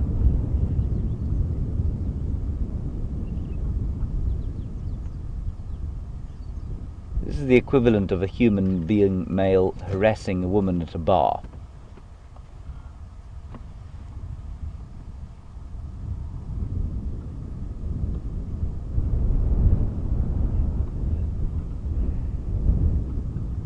Yeah, that's exactly what we're seeing here. Isn't that wonderful?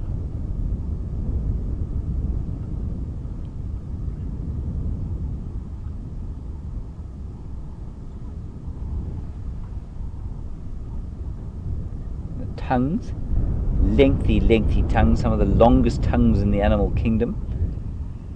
She's trying desperately to get him away, but he just is not interested in learning. We are all the same.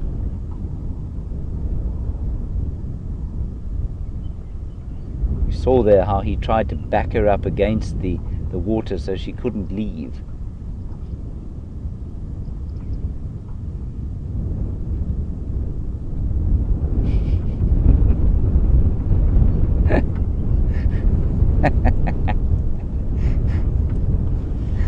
Wonderful.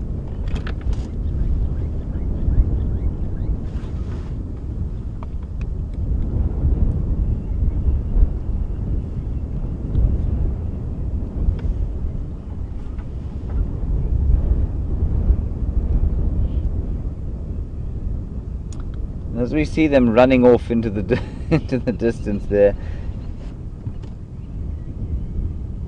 Mauricia, you want to know if another male was to come around, would they fight, or would she just choose between them? Mauricia, I think they'd definitely fight. Giraffe are famed for their fighting. This is astonishing.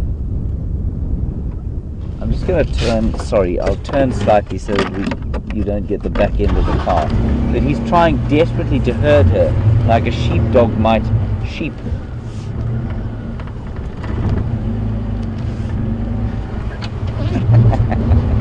I've never seen this before.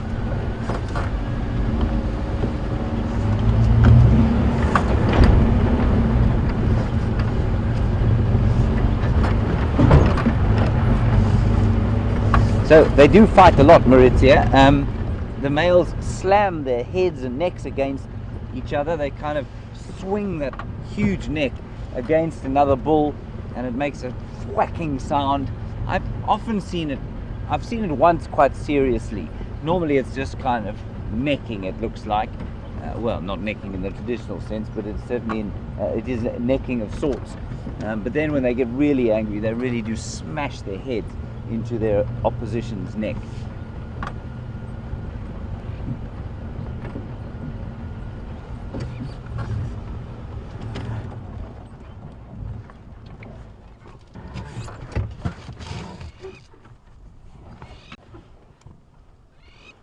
Don't want to get too close because they definitely are sort of moving away from us a bit. Oh, look at the color on them. That is just beautiful.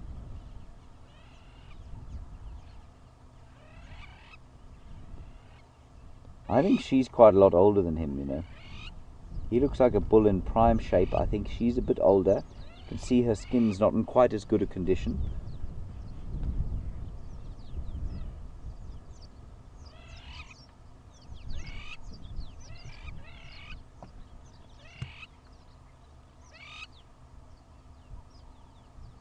Now you see, he wouldn't be doing that unless she was coming into some kind of estrus. She might not be fully there.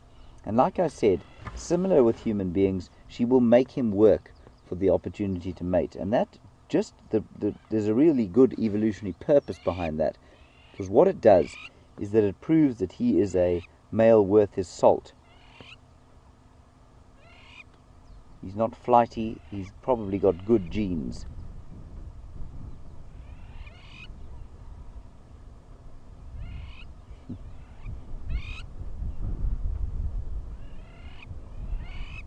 Exactly in the same way as in human society, well, sometimes we men are required to work quite hard, and that's for good reason. Isn't that wonderful? I'm going to let them go off into the bush there. I'm not going to follow them off-road through there.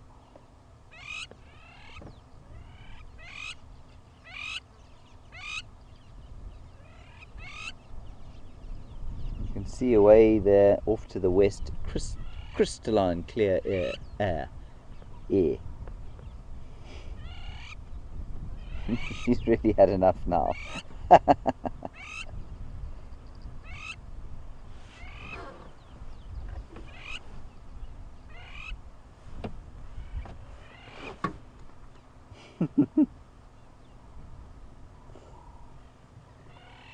Oh, thank you, Arethusa, that was wonderful.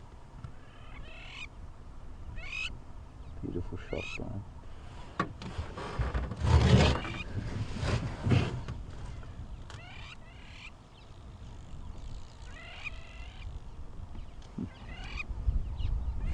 Isn't that wonderful?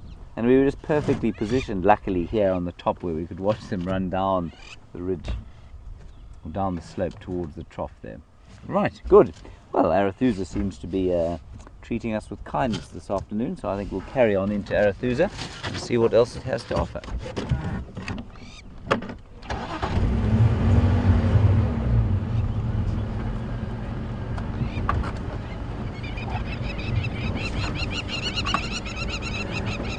Bob, you are absolutely correct. You say that that giraffe may need a restraining order. Absolutely it might. I'm just going to move away from those shouting birds because they may have a nest here. Those are called crowned lapwings, and they do make nests that are completely invisible just about to the naked eye.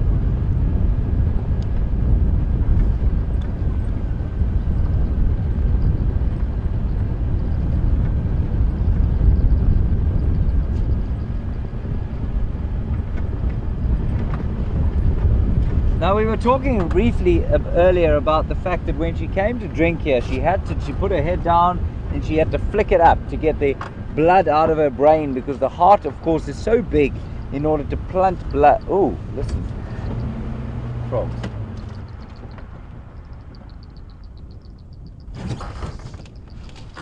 Now, I'm not very good on my, I will get back to your question, Bonnie. I'm not very good on my frog calls. I think that's a grass frog calling though. You can hear clicking, click, click, click.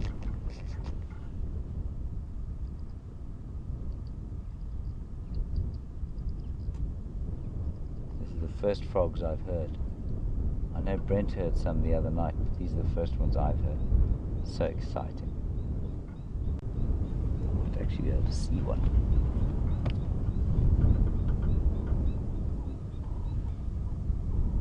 There is one there, Brian. I think it's a frog and not a piece of mud. Can you see that thing just sticking out? That's it. There you go, right in the middle of your screen. You can see a little pimple on the water's surface. That's it. I think that might be a frog. Or do you think it's a piece of mud? Difficult to say. It was difficult to say. We're going to claim it as a frog. It's certainly a very static frog if it is. Oh, look, it went under. Yes, well done. It was a frog.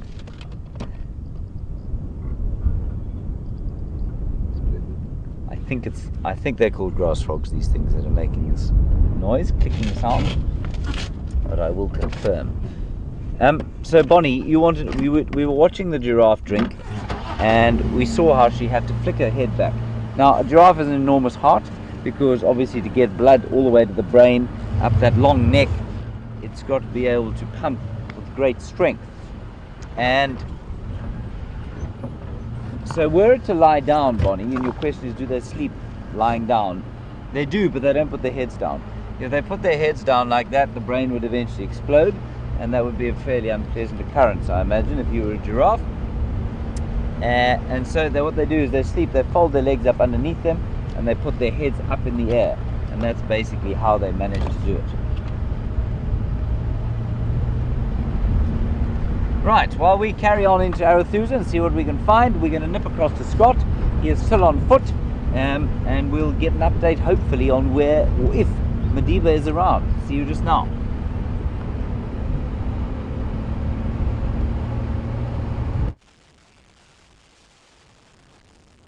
Welcome back, everyone, and sadly we have not had any luck tracking down young Madiba. We've been on foot in this area for about half an hour. It's very, very thick, so instead of moving through the thick bush, we've been skirting around the periphery of it, stopping and listening, hoping possibly birds or squirrels or dwarf mongooses could alert us to his position.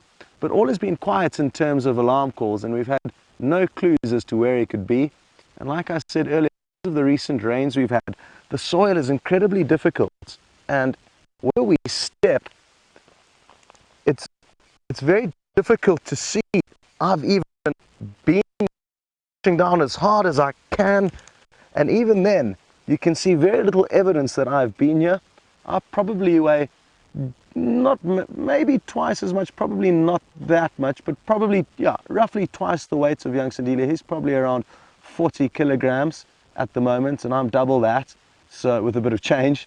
So that's what makes it tricky about tracking the animals after rains, and we're going to continue to have our work cut out for us in the summer months.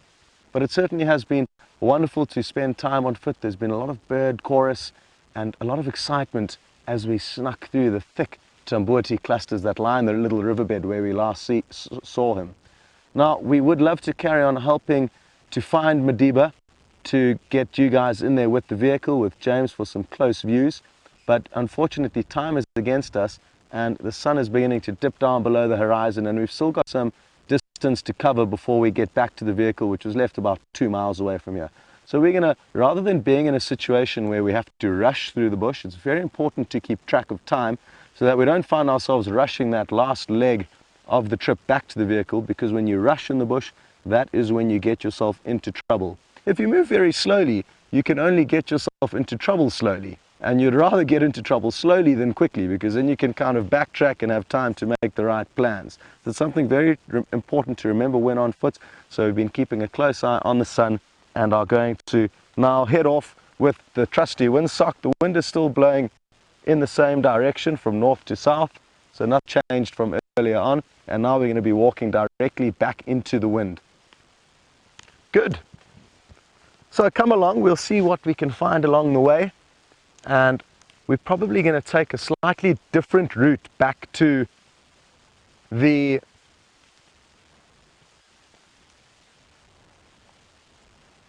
I can hear Steph, who's just behind us a few meters, and he's quietly going so trying to make natural noises. Earlier we were speaking in guinea fowl to one another, and that way in the thick bush, when I couldn't see him, even though he was close, I knew exactly where he was. So that's a good way of communicating with other people when you are walking and tracking, because you do need to sometimes split up to cover more ground, staying close together and always just keeping track of where each other person is, and that way knowing if something does go wrong or if they do find an animal, you've got a good idea of where they may be. I'm looking forward to seeing what he's found.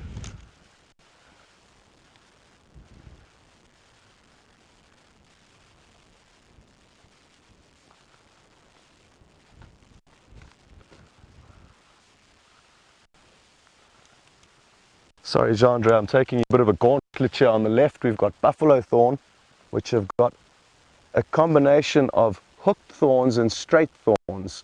You don't want to get tangled up in one of these because it's such a nightmare to get out.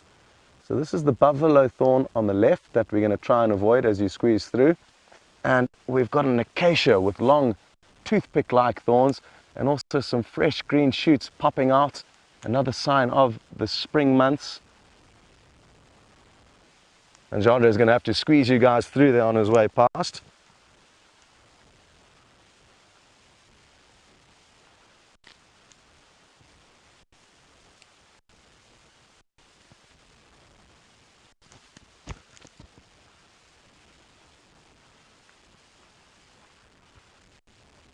I've just got another whistle from Steph, and I think he may have found some tracks of Sindile, just judging by the sign language he's given to me. Here we go, Jeandre, you can squeeze through here.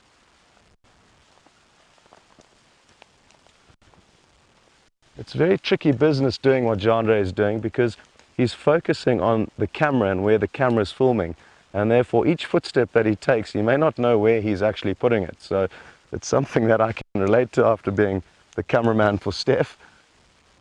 And he just has to hope that we guide him on smooth pathways, otherwise he could literally walk down a hole.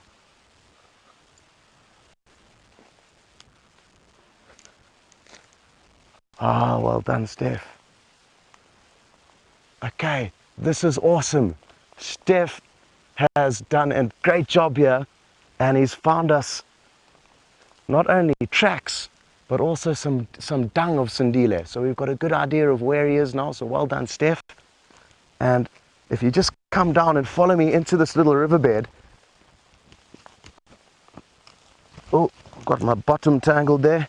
Maybe even from there's a better option, Jeandre. I don't know if you can use the zoom, but here you can see the track of the leopard, and what I may try and even do is use my flashlight to, I don't know if that helps, and you may be able to see the, so I'm trying to simulate the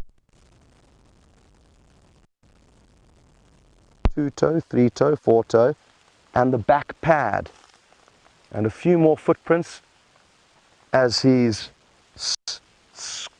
scurried his way through this riverbed. And if we continue along his pathway, which was up through here, we can find a very cozy little toilet that he used. And I'm going to leave Gendre in there and then creep around, and we can see here very clearly where his footprints are, and this is some leopard dung. You'll see quite a little fur in and amongst this. It smells very, very ripe and terrible. It's the last thing you want to smell, the dung of one of the predators. And no shards of bone in here. Often you will see shards of bone within leopard and lion and dung. Well, good news. And again, thanks to Steph's beady eyes for finding these tracks and the dung. And now what we're going to do is try and follow up in this general direction. So come along. And that dung doesn't look incredibly fresh to me. So I think from earlier today, he may have moved during the course of the day. But at least now we've got a good idea of where this leopard has moved. He's moving in a northerly direction. And because of the setting sun, we're not going to try and follow each individual footprint now, but slip into leopard mode and try and imagine if we were him, where would we go?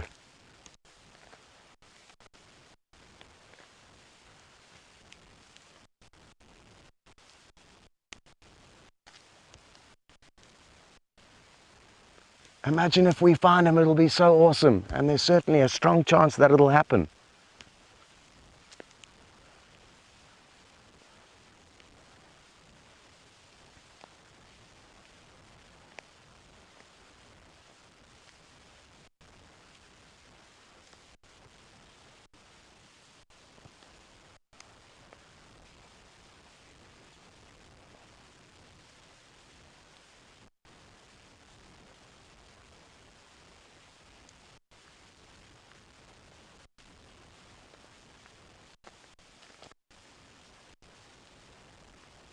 Now, good places for us to check as we move along here are any termite mounds. As you know, he does like elevating himself on termite mounds, and that's often where we find him.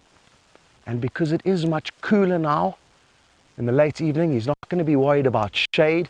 If anything, he may want some of this afternoon sunlight to bask in. Come on, Madiba. Where are you hiding?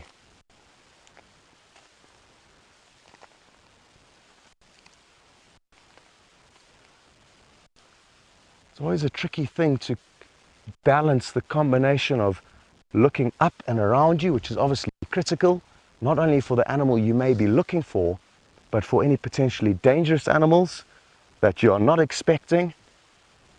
But naturally you're inclined to want to look down to see if you can find any footprints. So I'm trying to balance the combination of looking down as well as looking up. And binoculars are such wonderful pieces of equipment to use, especially when on foot. I'm scanning across to a termite mound off in the distance. Doesn't seem to have Madiba on it though.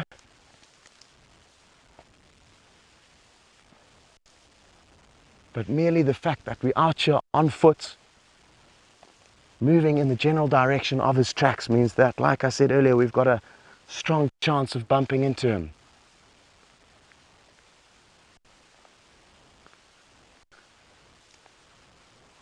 And we've just got a question through from Mavis.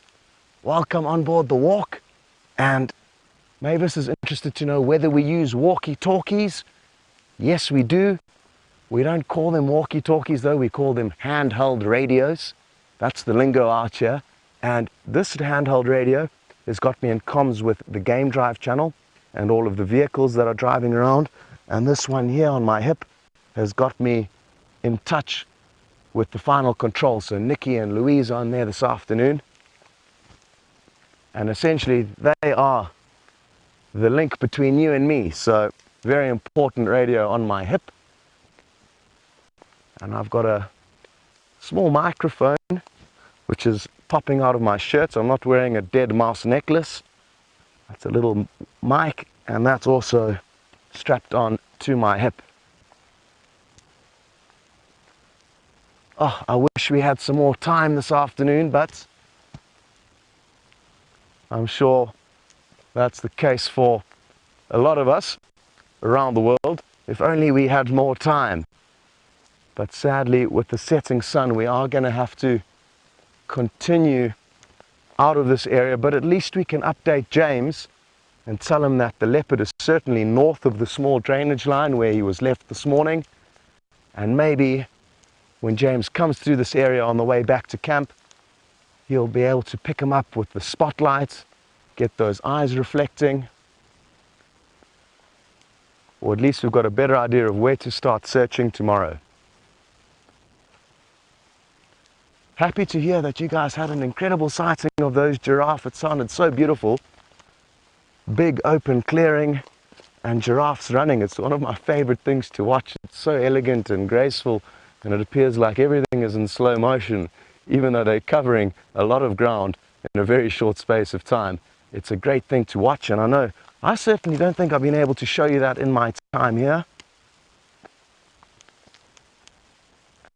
And each we keep getting pleasantly surprised. This morning it was with that incredibly ferocious sighting of the fork-tailed drongos fighting. Couldn't believe watching that footage when I got back to camp earlier this morning. I'm glad some of you got to see that, whoever was on the sunrise safari. If you weren't on the sunrise safari, it's worth watching the highlights reel at the end of the show.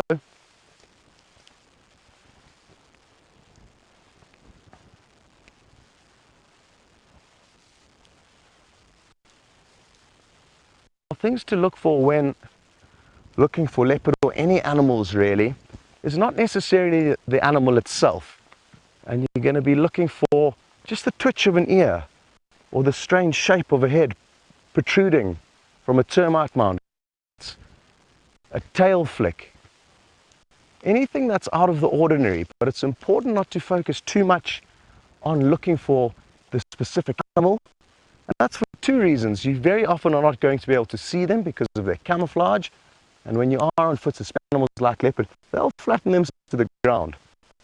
And I've been in scenarios where I've walked meters, just meters past leopard, and seen them at the last moments and pretended just that I didn't see them, carried on walking.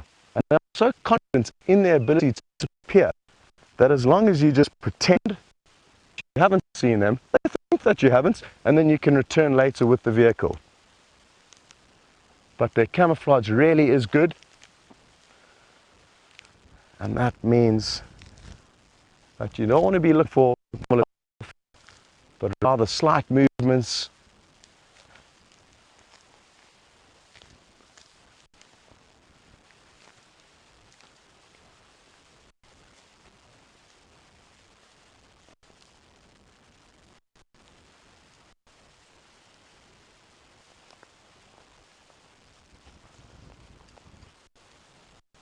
Well, here's some impala dung. So certainly not what you're looking for, but the great thing about being out on a walk is there are so many clues and signs and smaller things to interpret and read into that it's important to know what animals are defecating and where, because that can help you to track down whatever you may be looking for. So there's some impala droppings, and if I break one open, you will see that it's a very fine powder if I rub it between my fingers, and also quite good for showing you wind direction. So this is another thing you can use. If you don't have a sock with ash in it, you can use fine dung from ruminants. And the reason why this is important to note the difference of the animals is it shows that impala have got a highly effective digestive system, no different to a cow, a four-chambered stomach, that they can chew up the cud, regurgitate cud, so food that they've already chewed on, and re-chew it so that they make sure that they get every ounce of nutrients out of it. The elephants are completely different, and hopefully I'll be able to find you an elephant dropping without too much searching, and then you will see.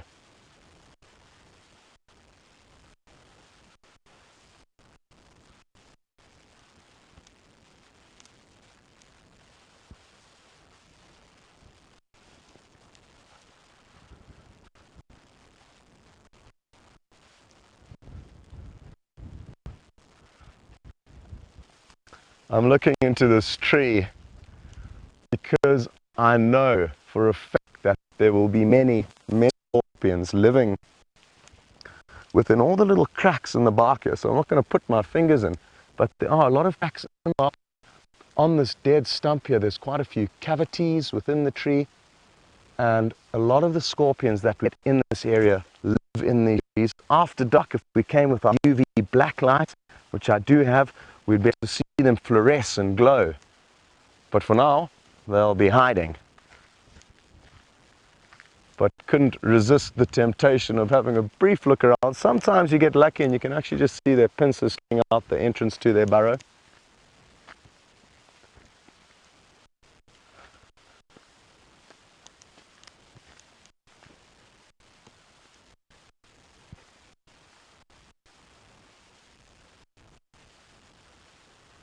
I can hear a red-crested cron calling off in the distance. It's a bird that we're definitely going to be able to show you. Is the call that they will ring out. And that is before they do their incredible display fight, where they fly about 20 to 30 meters up into the sky and then just stall their engine, tuck in their wings, and they tumble down, and at the last moment, whoop, they open their wings and fly off. It's quite an awesome stunt. And that's what they do to impress the ladies. And the fact that we're beginning to hear their calls more frequently is a good sign that we'll be able to probably to show you that incredible mating display. Apologies for some moments of shaky signal, but I think this is one of the best walks in terms of the technicals. There hasn't been too much breakup or too many issues, so this is pretty awesome stuff. And we want to, as much as possible, be able to incorporate you in this adventure. Because I'm sure a lot of you may be sitting on the edge of your seats. My heart is certainly beating a little bit faster than it would be if I was driving around. Because the thrill of walking through this environment is something that a lot of you haven't got to experience, and we would really love to incorporate you more in it. It's by no means a hugely different experience being on the vehicle. We're not going to expect to get close up of Madiba. Finding him is what we hope to experience with and get the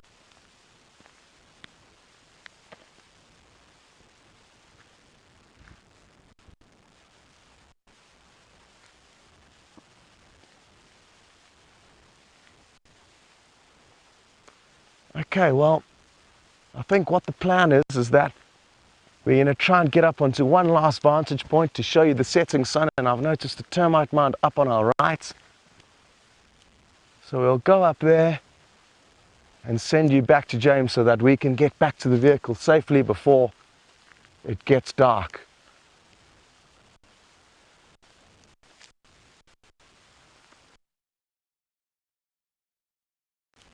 So we'll go up there and send you back to James so that we can get back to the vehicle safely before it gets dark.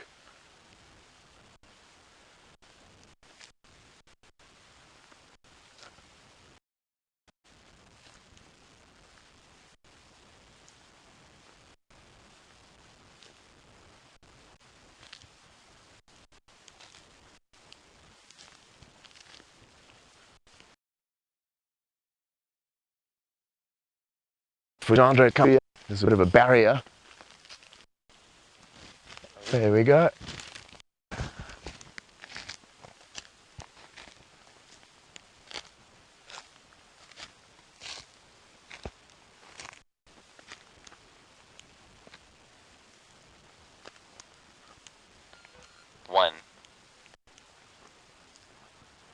Okay, well, I'm going to try and find a little bit of a natural staircase for Andre to climb up the termite mound.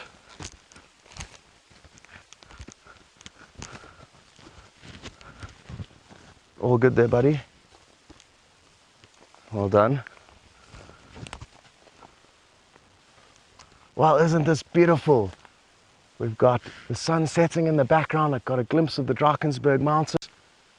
And what a great place to end off a wonderful afternoon on foot.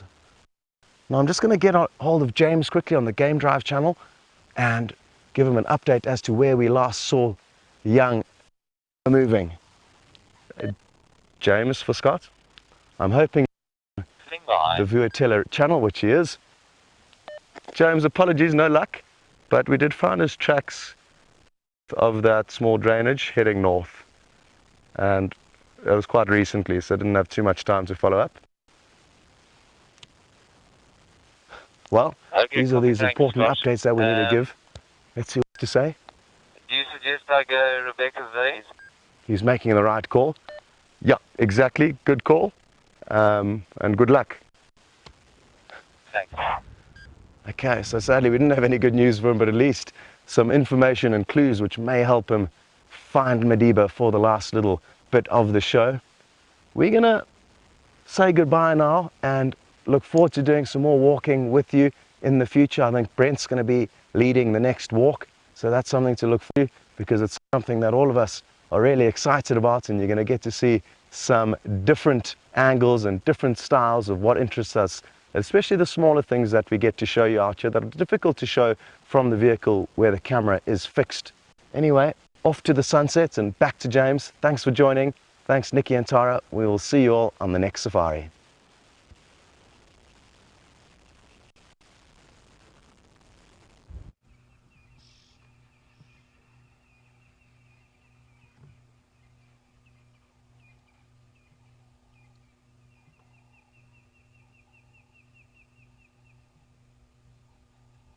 Hello everybody, welcome to this magnificent African sunset. It is so inspirational to see these sunsets every single day, especially on a crystalline, clear afternoon like we're experiencing now.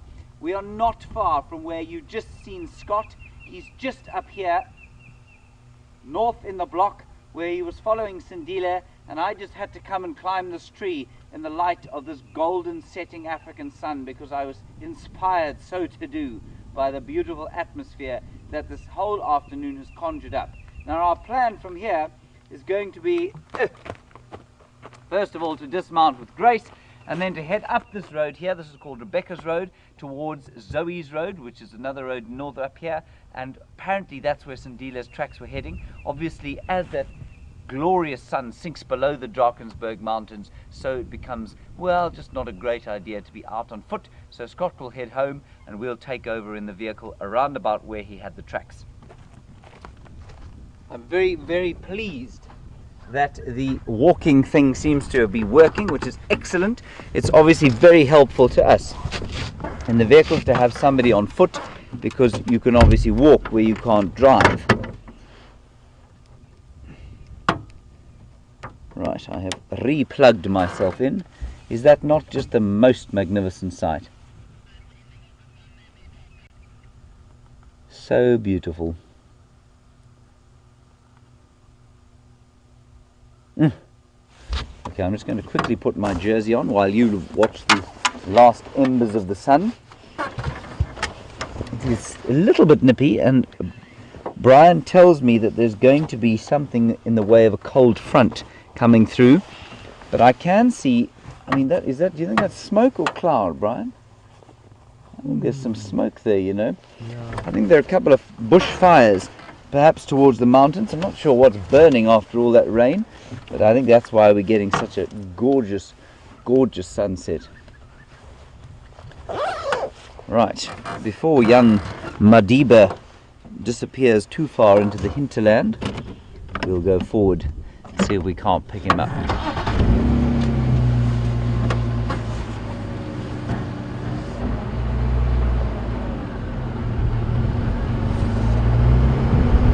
Beautiful, hey?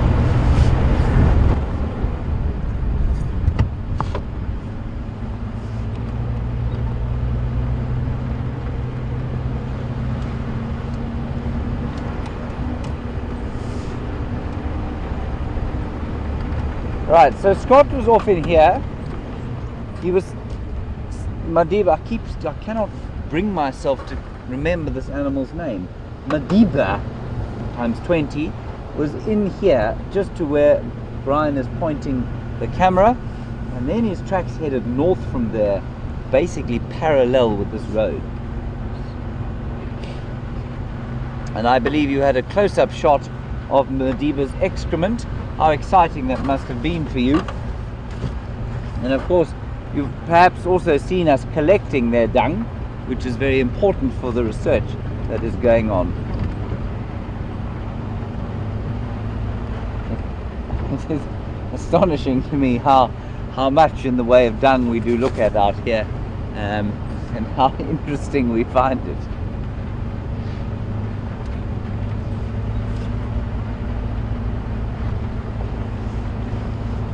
So any time now I'm hoping to see the flash of little Madiba's tail.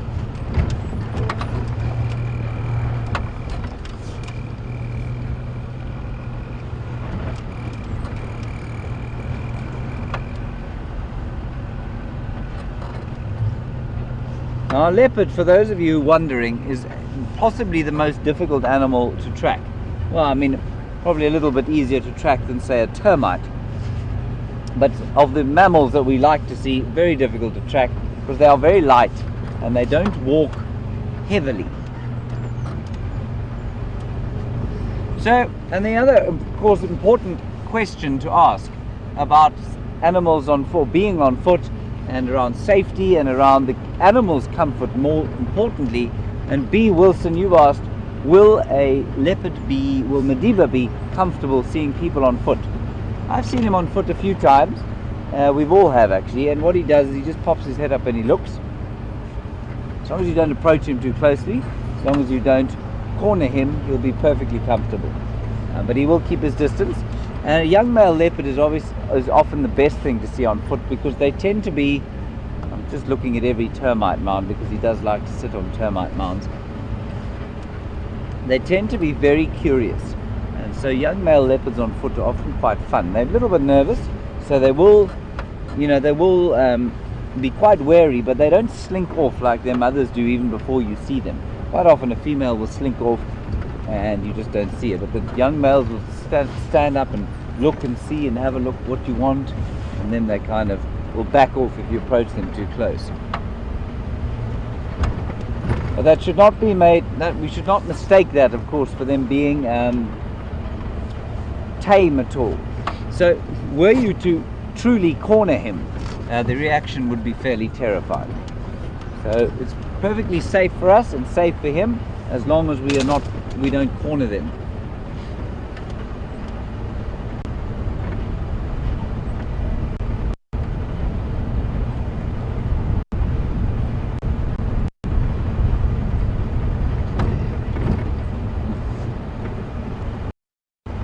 So, in New Hampshire, you want to know why there wasn't a vehicle close by for which that the walking safaris could run to. Joyce, first of all, there was close-ish by, and there in front of us you can see the team, and Steph was there as a security guard. He is carrying a rifle, and so it's pretty safe, but I will get into that a little bit once we've gone past him and said our hellos to the tracking team that unfortunately failed us. While they may have entertained you, of course, they completely failed to help us in any way whatsoever. Thank you very much for that. Apologies, James. Yes. Hello. For failing you. I am, of course, joking. People don't often know if I am joking. Where'd the tracks go? They were probably about 150 meters, 200 meters northeast of that termite mound where he was left, and he was moving to a tiny little drainage line. Okay. And that's where Steph found the tracks. Right. And he deposited a parcel in that drainage line. Very nice. But it wasn't very fresh. There wasn't a layer of moisture over it. Okay. So probably from earlier today. And we just continued in this general direction that he was moving in, but didn't have any luck. And with the fading light, we need to get back to the vehicle, which isn't too far. Yes, it's just up there, isn't it? Yeah. What do you suggest? Impala planes, maybe? Back down Triple M? That sounds good. Okay. Yeah, almost if you just do the rinse repeat. Rinse repeat. Yeah. Okay, I'll do the rinse but repeat. with more vigor. Right. Cheers, As you Brian. were. Cheers, Goodbye. everyone. Thank you for your efforts. See you later. Bye bye. Cheers. So Joyce, just importantly, what's important for you to understand is that I'm not sure that anyone says it's unsafe to be on foot. It's not unsafe to be on foot. It's more, I mean, we wouldn't approach animals in the same way that we do on foot as we do in a vehicle. There is the vehicle, by the way, that they were walking from, so they're not far from it at all. But on foot, you are by nature immediately slightly more threatening towards an animal than you would be in the vehicle. We are the apex predator, and so animals are more threatened by us when we see them on foot. And this is the crucial thing to understand. It's not unsafe to be on foot. And indeed, part of my training was to walk an entire reserve of 15,000 hectares unarmed and alone. And that was so that I understood where we fit into the wilderness as human beings. So it really is important for you to understand, Joyce, that it's not unsafe. But if you're going to track animals, yeah, it's always possible that something can go wrong. So you do need to take safety precautions, especially if there's more than one person. And so, yeah, that's why we carry a rifle. There are lots and lots of areas of Africa where they walk in big 5 areas like this where they don't carry a rifle. And so it's just a choice that we've made as a company, and it's for extra security. But I mean, the chances of ever having to use it are so small. It's not unsafe, but we just try and we just have to understand that it is when an animal becomes threatened that it becomes dangerous.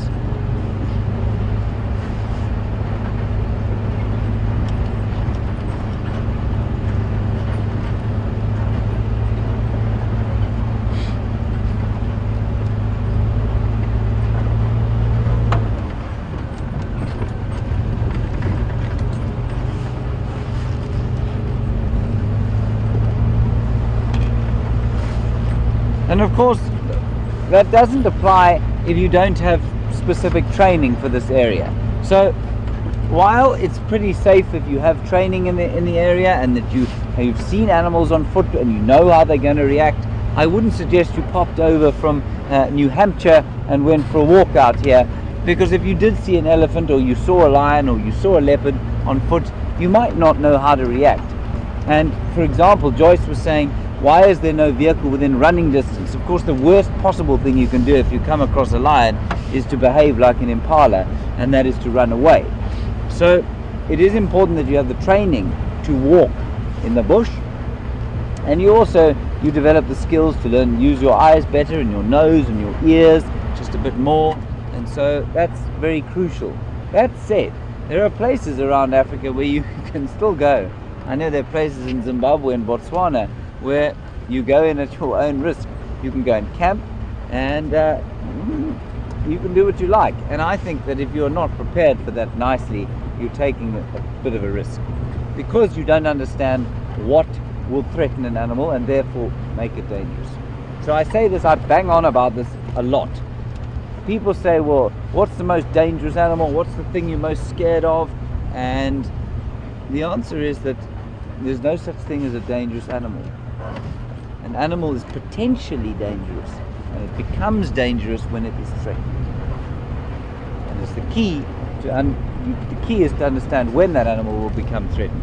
Yes, there are definitely anomalies, and accidents do happen. Certainly, we hear about them on the news from time to time, but that should generally be the approach.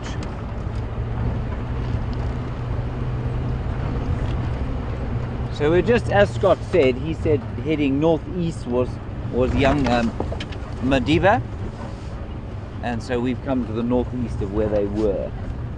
And I think quite interesting that the tracks, he said, weren't that fresh.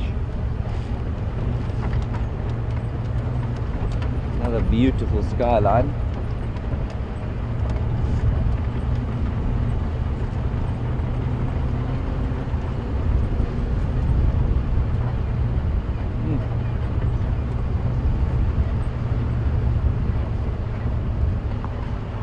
Very difficult for Brian because the vehicle is at odd angles all the time, of course. So what that means is that every time the vehicle changes angles, your horizon goes squonk. It's nothing to do with Brian and everything to do with me.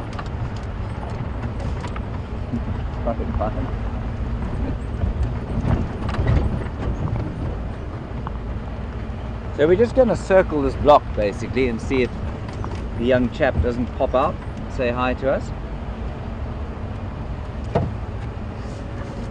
A couple of bumps here, everybody. Lift your drinks off your laps.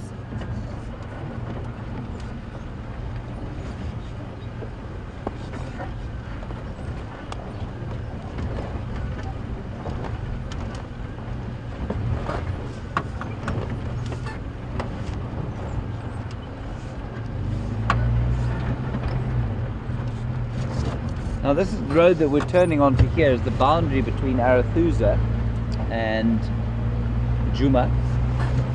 Juma is 900 hectares, Arathusa is 600 hectares. They're not tremendously large properties by the scale of properties in Africa, or especially wildlife areas, but they are of course part of the larger Sabi Sands, which is 60,000 hectares, and that in turn is part of the greater Limpopo Transfrontier Park, which is 8 million acres. Excusing me mixing my imperial and metric there, but I know we do have viewers from both schools.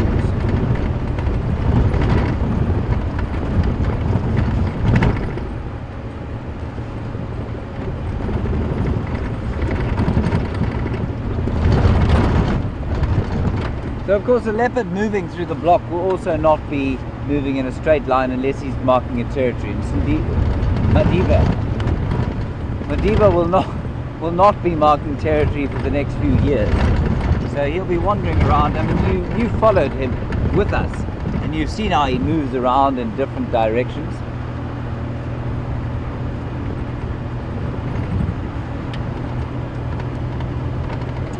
And wild dog pup, as is your namesake, you would like to know, is there any news on the wild dog pups that were around and have been around?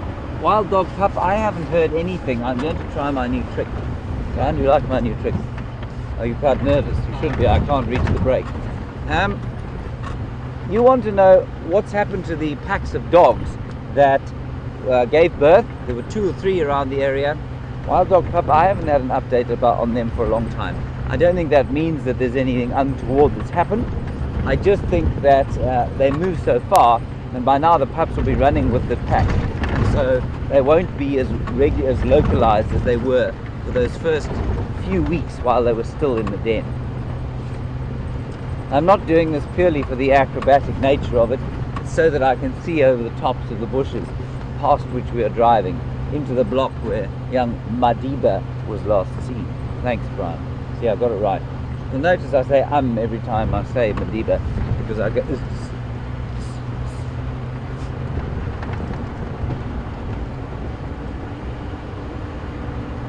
I do not unfortunately see sitting perched on a termite mound or dragging a duiker into a tree.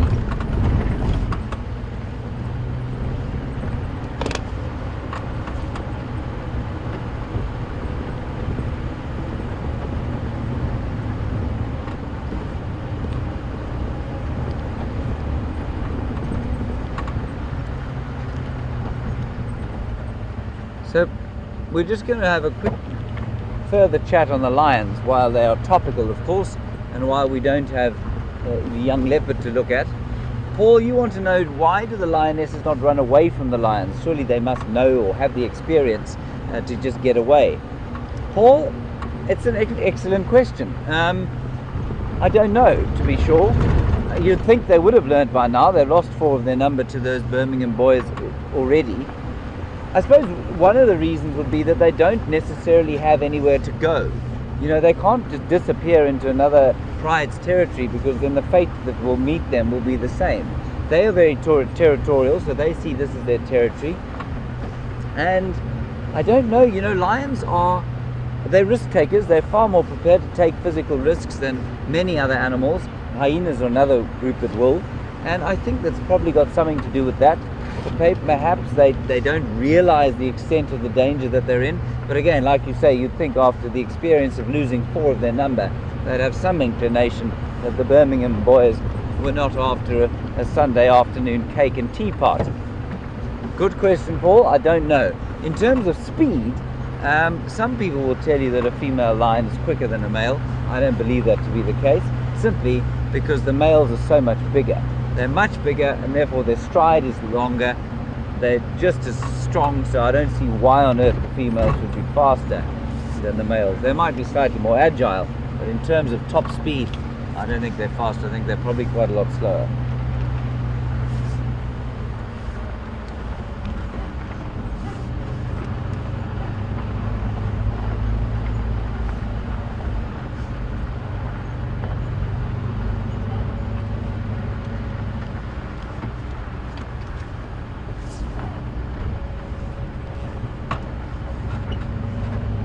So, just on similar sort of topic is Sibusiso in Hammanskraal.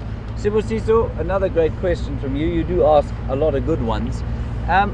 You want to know basically why doesn't it click in their minds? Same as Paul. Why doesn't it click in the Nkuhuma's minds that they need to head off and disappear?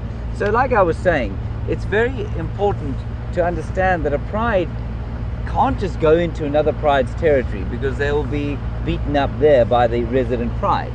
And just to reiterate, a pride is not the same.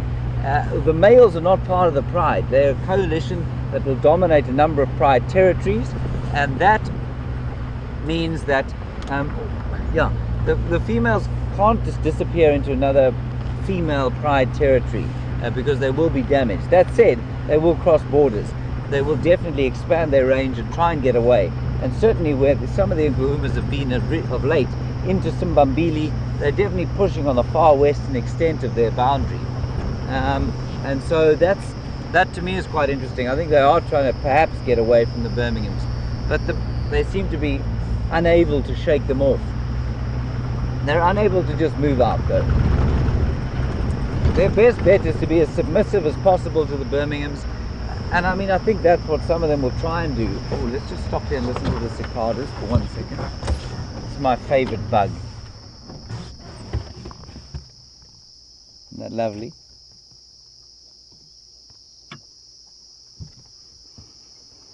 That's a cicada.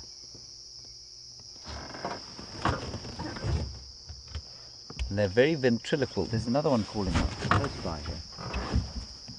Very ventriloquial. You find these things all over the old world. I don't know if you find them in America, in North and South America, but you certainly find them all over. You find them all over Europe, or Southern Europe certainly, and all over Africa.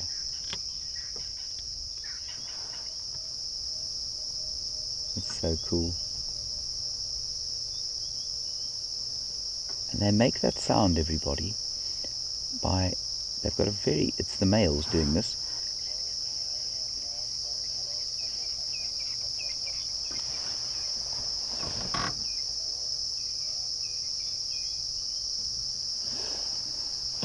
Copy, thanks. That was just Scott on the radio.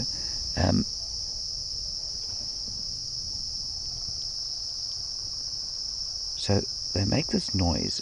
Only the males. The males are now singing, desperately trying to attract ladies after a year or a dry season under the ground on the roots of various trees, and where they will sit and they proboscises drill into the sap of the roots of the trees, and there they sit for the whole of the summertime, or the whole of the winter time. I think some of them probably just sit under the tree and don't eat too much. Anyway, I'm not sure what they do under the ground. But when they come out, immediately after it's rained, you can see they've come out of the ground, and now these males are looking for girls. Now how? When the middle of summer comes, this sound where we're sitting now will be so deafening that it will be a little bit like listening to a dentist drill being drilled into the middle of your skull. It can be so loud. How a female tries to discern who has the best song from this incredible noise all around us is always been one of the great mysteries to me. But I do love the sound, because it's such a sound of summer.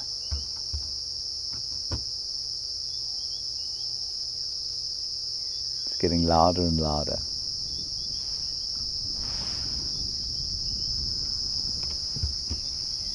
And they make that sound, everyone, with a complex set of organs underneath the abdomen. And what it is, the easiest thing to liken it to is, I don't know if you remember the days when you had an old Coke bottle with a bottle top, and you could pop that bottle top. It goes, know what I mean, Brian? Now, what they have is a membrane like that Coke bottle with a muscle attached to the bottom of it. And when they contract the muscle, it pulls it down. And when there's a duck, I thought it was a leopard. Never mind. When they contract the muscle, it pulls the membrane down and it goes. And then when they let go, when they release that muscle, it clicks up again. Now they just do that very, very fast, up and down, so that's a constant popping motion. And it's made louder by a complex set of chambers that they have in the abdomen. And that's also how they make it ventriloquial. They kind of move that chamber around, and so it moves the sound. Very difficult to find. It's almost impossible to find them. It's getting louder and louder still.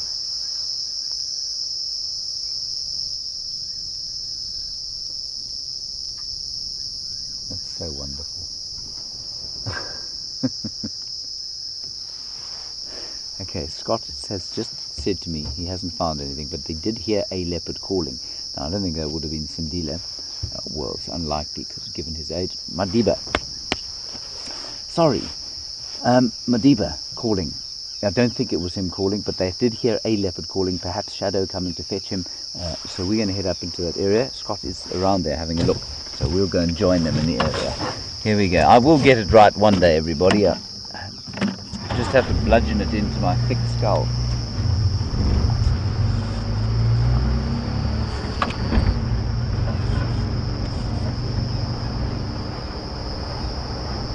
Oh, what a beautiful evening. I'm so excited by the cicadas.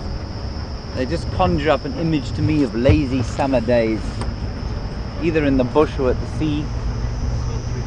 Sweltering heat, perhaps a gin and tonic, but not too many of them, of course.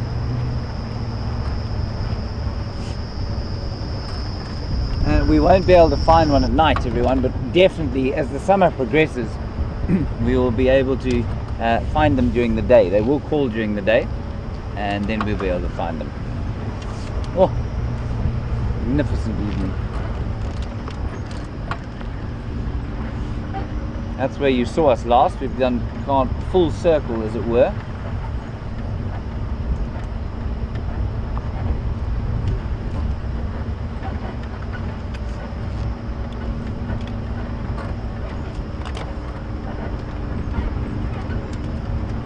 Sorry, Scott, go again. Have you located?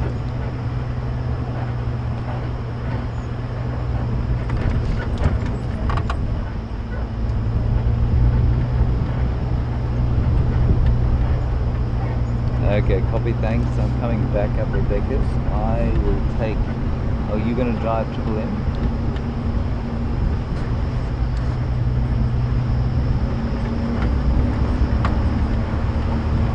Okay, copy that. I'll see you there now. Alright, so everybody, Scott, like I said, has heard a leopard calling. Who it was, what it was calling for, we don't know. Just north of where we were, just north of where we saw them. And they're standing by there just to see if they can, if it calls again, and if it does, then we'll both try and sort of circle around and see if we can't find it. It is, of course, getting trickier as the lights disappear. Now, Brian, I'm going to attempt to switch on the lights that Viam fixed and you fixed today. Do you think they're going to work? 100%. 100%. Here we go. You're watching, everybody. The bush is about to explode into glorious light. Oh, look at that. Well done, Brian. Good job. Huh.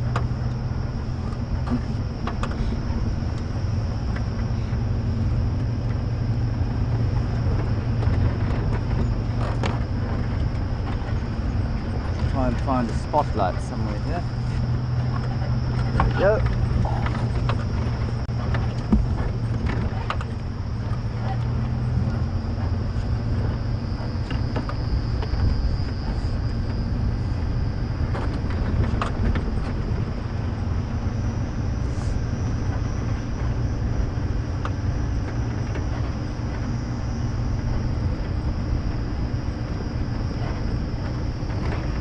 A very good point from Matt in the United States, in Texas. Thank you, Matt. In fact, I did know this, but I'd forgotten. You do, of course, get cicadas in North America, and you get them there, some of them spending their larval, or it's not larval for a cicada, but instar stage, their immature stage, under the ground for 17 years. Yes, Matt, thank you for that. They don't spend that long under the ground here. It's normally about a year, the cicadas here, but absolutely, thank you for reminding me of that. The cicadas in North America, some of the species up to 17 years in their instar stages under the ground as immatures, feeding on plant roots, and yeah, exactly. Then they come out for a year. I think they die thereafter. Thank you for that, Matt.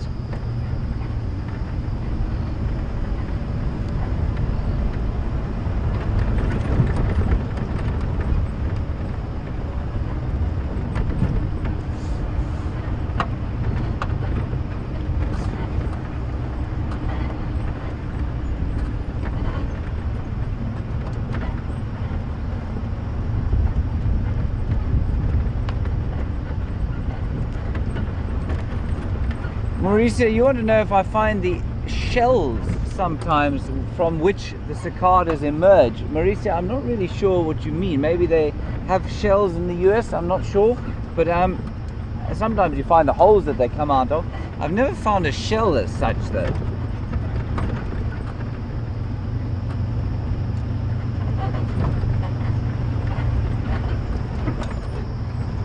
Right, we're now close by to where Scott said he's heard that leopard calling. There are more cicadas here. Oh, I'll be so happy if I can find one. One stopped calling as we went past here.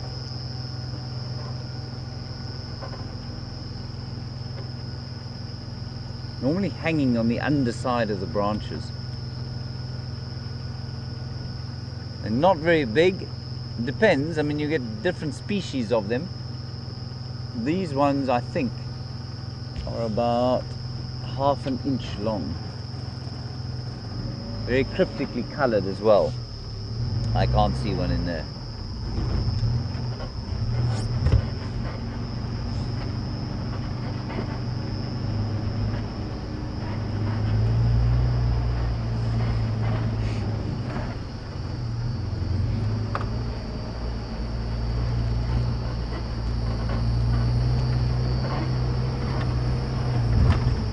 You can hear them all around us, and they'll stop calling when we go. If they think we've spotted them or getting too close, they'll just go pyoop, and they'll stop calling.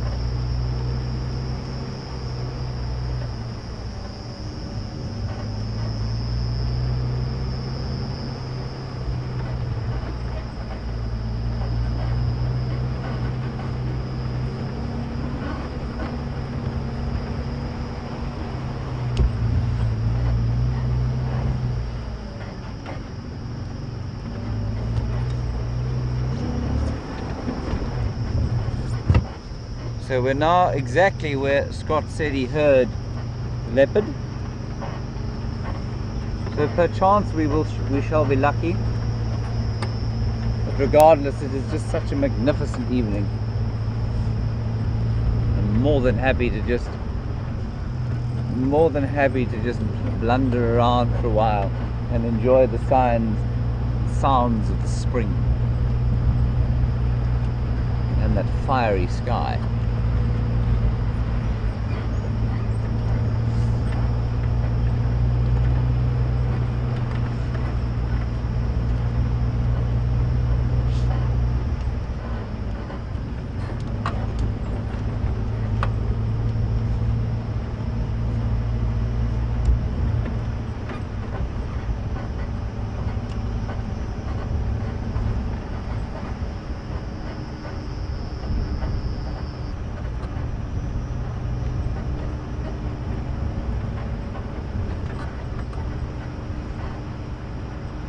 So Beachy, thank you for your comment that you love the sound of the bush. That's wonderful. I also love the sound of the bush at sunset, especially in summertime, when the heat of the day just cracks off and the glorious sounds begin, and the smells, of course. And then Ellen in Arkansas, you want to know, I mentioned my training. We had to go and do some walks, unarmed and alone. And you say, did we do a lot of training before that, before we were sent out? Yes, Ellen, we did do quite a lot of training before that. But then you say, so that we know whether to take an aggressive action against an animal, if it looks like it might attack.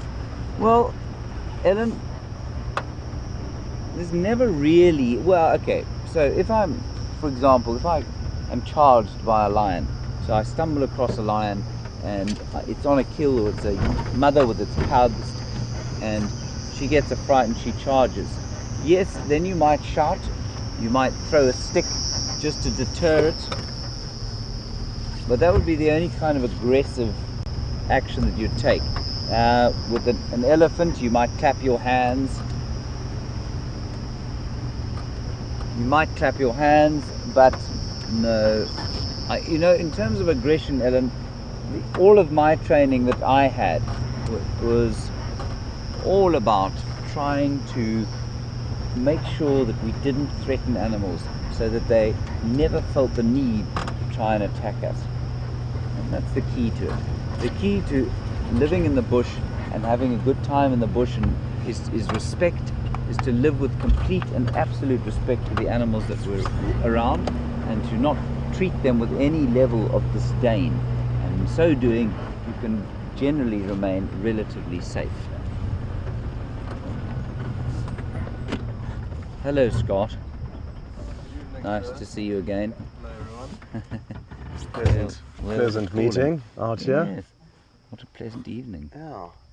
So not much luck with any further vocalizations. We just heard two, one from Rebecca's Philemon's cut line, and then another one. Really? Yeah, that was Oh, where wow. the first audio Okay. came from, and then the second one came from Ballinati's, yeah. Zoe's, and it sounded like somewhere here.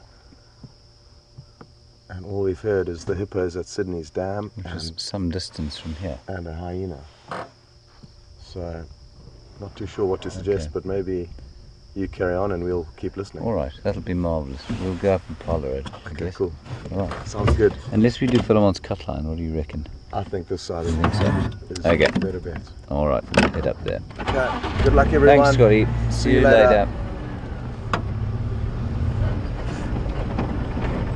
I was just smiling gormlessly at Jean-Ray there. He was listening carefully to see if leopards are shouting on the wind.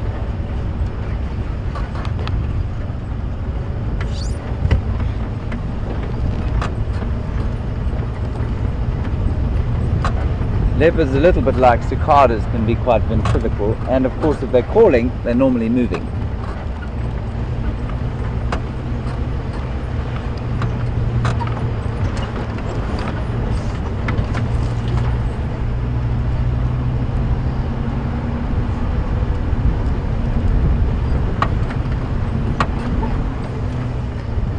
Very difficult to try and spot leopard tracks at night, but it's always a good idea just to have a quick look. I did see a bush baby leaping up ahead.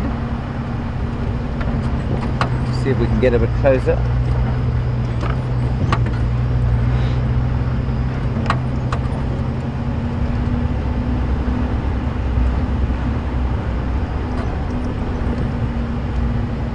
Here we go. Look at this little bush baby. Look at this little fellow. Hello, little chum. Him going to the top of the tree there. Can you see him there? Look at him. I've lost him.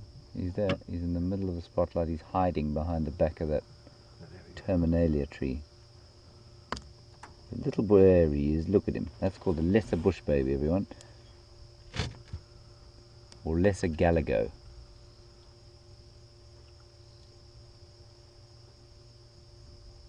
And he's just hiding from us. We found a nest. Well, Brent found a nest, and we tried to show it on the bushwalk camera this morning, but unfortunately the camera didn't play ball. We didn't find that any bush babies in the nest though. They live in little tree holes during the day, little groups of 3 or 4. And this is a primate. It's not a bear. It looks a little bit like a koala bear, but it is in fact a primate. Woo! Huge jump. Similar family, I think the same family as lemurs. Similar. not the same family, but it's a similar kind of a family. And that one has absconded. Right, continue our leopard search.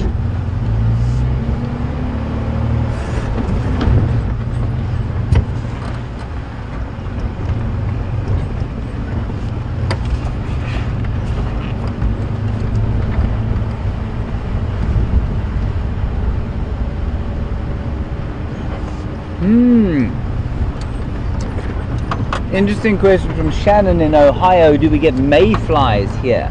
Shannon, we do get mayflies here. For those of you who don't know what a mayfly is, I mean, it looks basically like if you weren't looking carefully, you'd think it might be I suppose a little bit like a dragonfly. But we do get mayflies, yes. Not in the same profusion, I don't think, as you do, but we do get them every so often. I've seen footage of them sort of choking up or covering cars, and when they come out in their huge emergences. And I think you'll find that it's the same with a lot of insects that you get where it's colder in the northern hemisphere. Sorry, Scott's trying to get hold of us. Go ahead.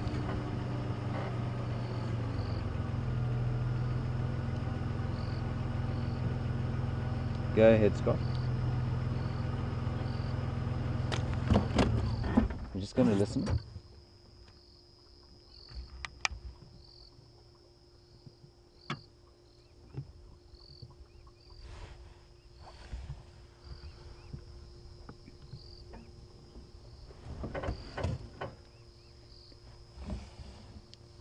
I'm afraid all I can hear is bubbles going through Jigga's engine.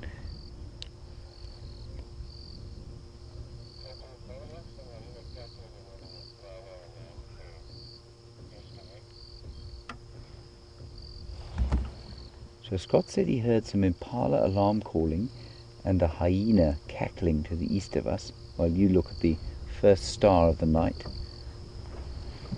But as you can hear, I can't hear anything like that now.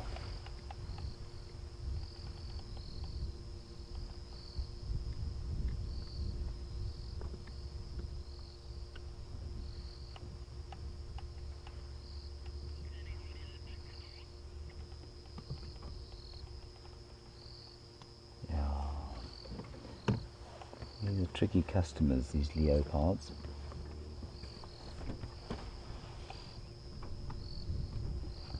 I think we're just going to sit for a little bit. We're just going to sit here for a little while. We don't have a huge amount of time left.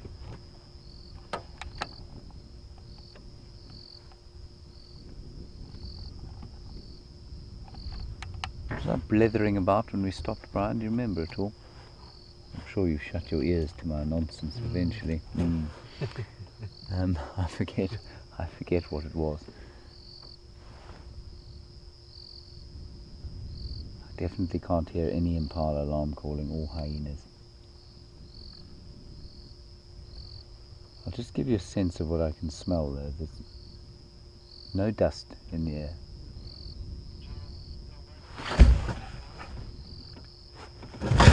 Scott is calling us. I think he's got something where we last saw him. This is very good. Copy that, on my way.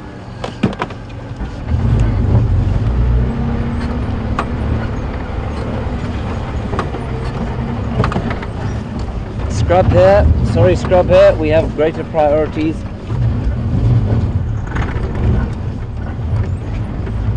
So he's found a leopard.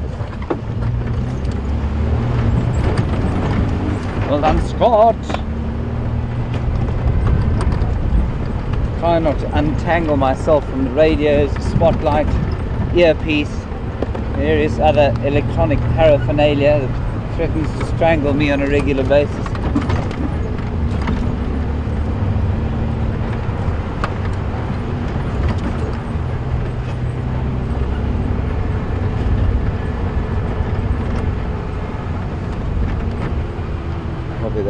Sorry, I didn't actually catch the animal.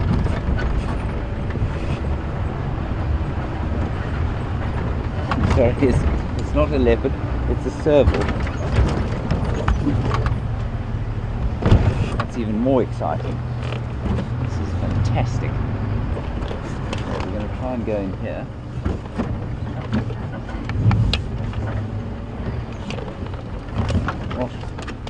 Ryan, I'm so tangled up wires and things. So they are very rare spotted cats, everybody, but whether we can get in there or not before it runs away, I don't know, but I don't want to rush, because if we do, we'll frighten it away.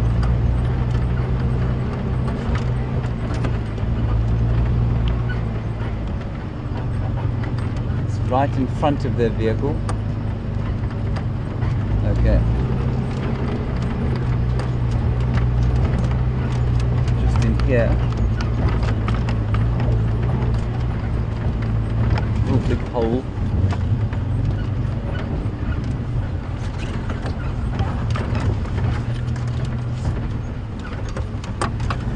Oh, I can't see it.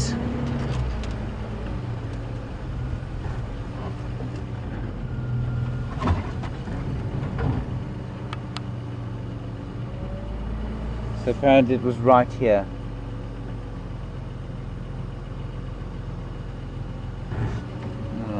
They are so elusive, everybody. Golden, beautiful, sort of slightly larger than a house cat. Golden coat, and beautiful black spots, black and brown spots. What's that?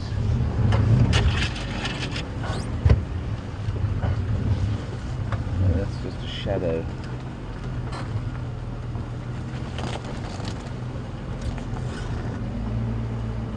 Oh, alas and alack.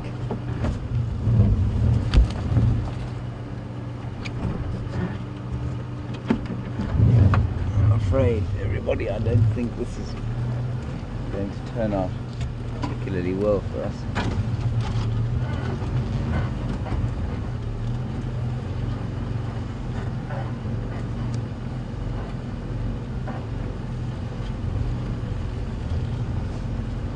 We'll keep trying for a little while, but they are not very confiding.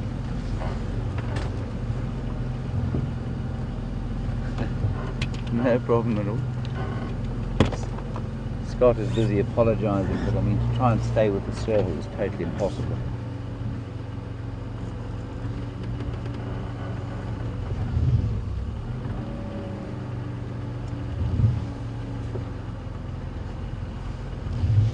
We'll back out of here, I'm afraid. It's around about this area. And of course, to sneak in a Land Rover without creating the sound of the apocalypse is not easy.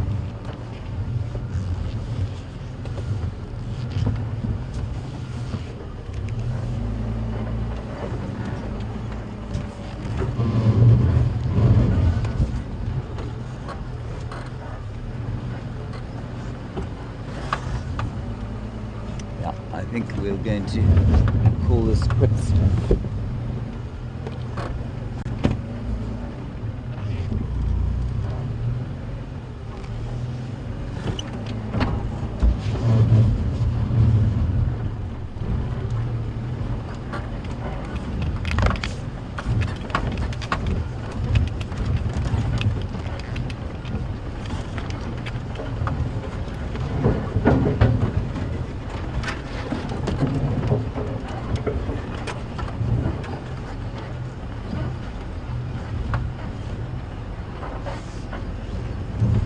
Nasty little serval. Anyway, sorry about that, everyone. Sometimes it's your day and sometimes it isn't.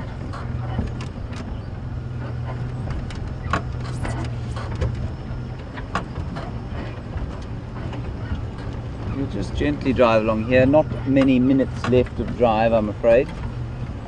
So I think we'll find a nice spot and then we'll have a little recap of the afternoon and of course the tragedy that befell the Nkahuma Pride in the wee hours of this morning.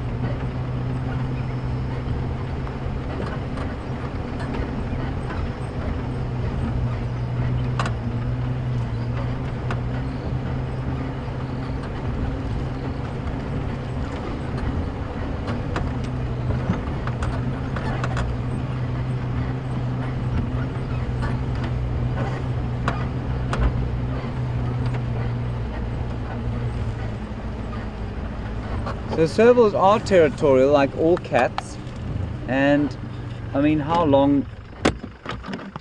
I mean, they will be around this area. I've seen a serval in this area before, and I suspect it's probably the same one.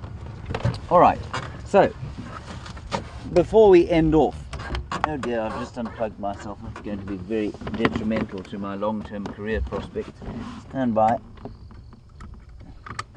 There we go, I'm back online. So, for those of you who've just tuned in, and I believe there are a few of you who are wondering what exactly happened to the Nkuhuma lioness, let me explain. So, in February, a lioness was killed by the Birmingham Boys, 5 male lions trying to take over this territory. Then there was another one killed in, I think it was June, late June, on Torchwood, just to the south, to the east of us, and that was very sad. That was over a buffalo carcass again. The 5 male lions still trying to take over the territory. So they've been around, those 5 Birmingham boys, trying to take this territory now for nigh on 8 months. Okay, then another one last week, a young female, probably about 18 months to 2 years old, and she was killed not far from here by the Birmingham boys. And then again last night on Simbambili, off towards where you can see the last embers of this beautiful day. She was killed last night at 3:30 around Simbambili. We don't know where the remaining 4 lionesses are, where they've headed. We don't know why the Birmingham boys are doing this. It seems to be not uncommon for this area, but we don't really understand it. And we've had some wonderful discussion on it today, and I must thank you very much for stimulating, in my mind, certainly a lot of possibilities. Could they be sensing some of these lionesses are pregnant and therefore killing them? I'm not particularly sold on that theory, but it's not impossible. Is their blood just up? Are they testosterone, so testosterone driven that any form of conflict is escalating into some kind of fatal violence? Maybe. Are they in some way programmed to control lion numbers? I don't buy that, but that's certainly what some people think. I don't know what's going on, and only time will tell. And we don't know in this area, of course, because in the Sabi Sands we have a great lion record. In the Kruger, or in a lot of other lion areas, we don't get the same amount of time around the lions that we do here. So time is going to tell, and this will be a really good research hub for the next little while. Thank you again for all your questions and contributions. It's wonderful to hear from you, and you are so stimulating to me, and I thank you very much for that. Thank you to Brian on camera. Well done, Brian. Brian is now dressed in a number of remarkable jackets because it's got a bit nippy. And of course, thanks to Scott and Steph on the other vehicle with Gendre, and Nikki and Louise in the final control. We will see you later on, well, tomorrow morning, in fact, for the sunrise game drive. Probably also only one vehicle. Thank you again. See you and good night.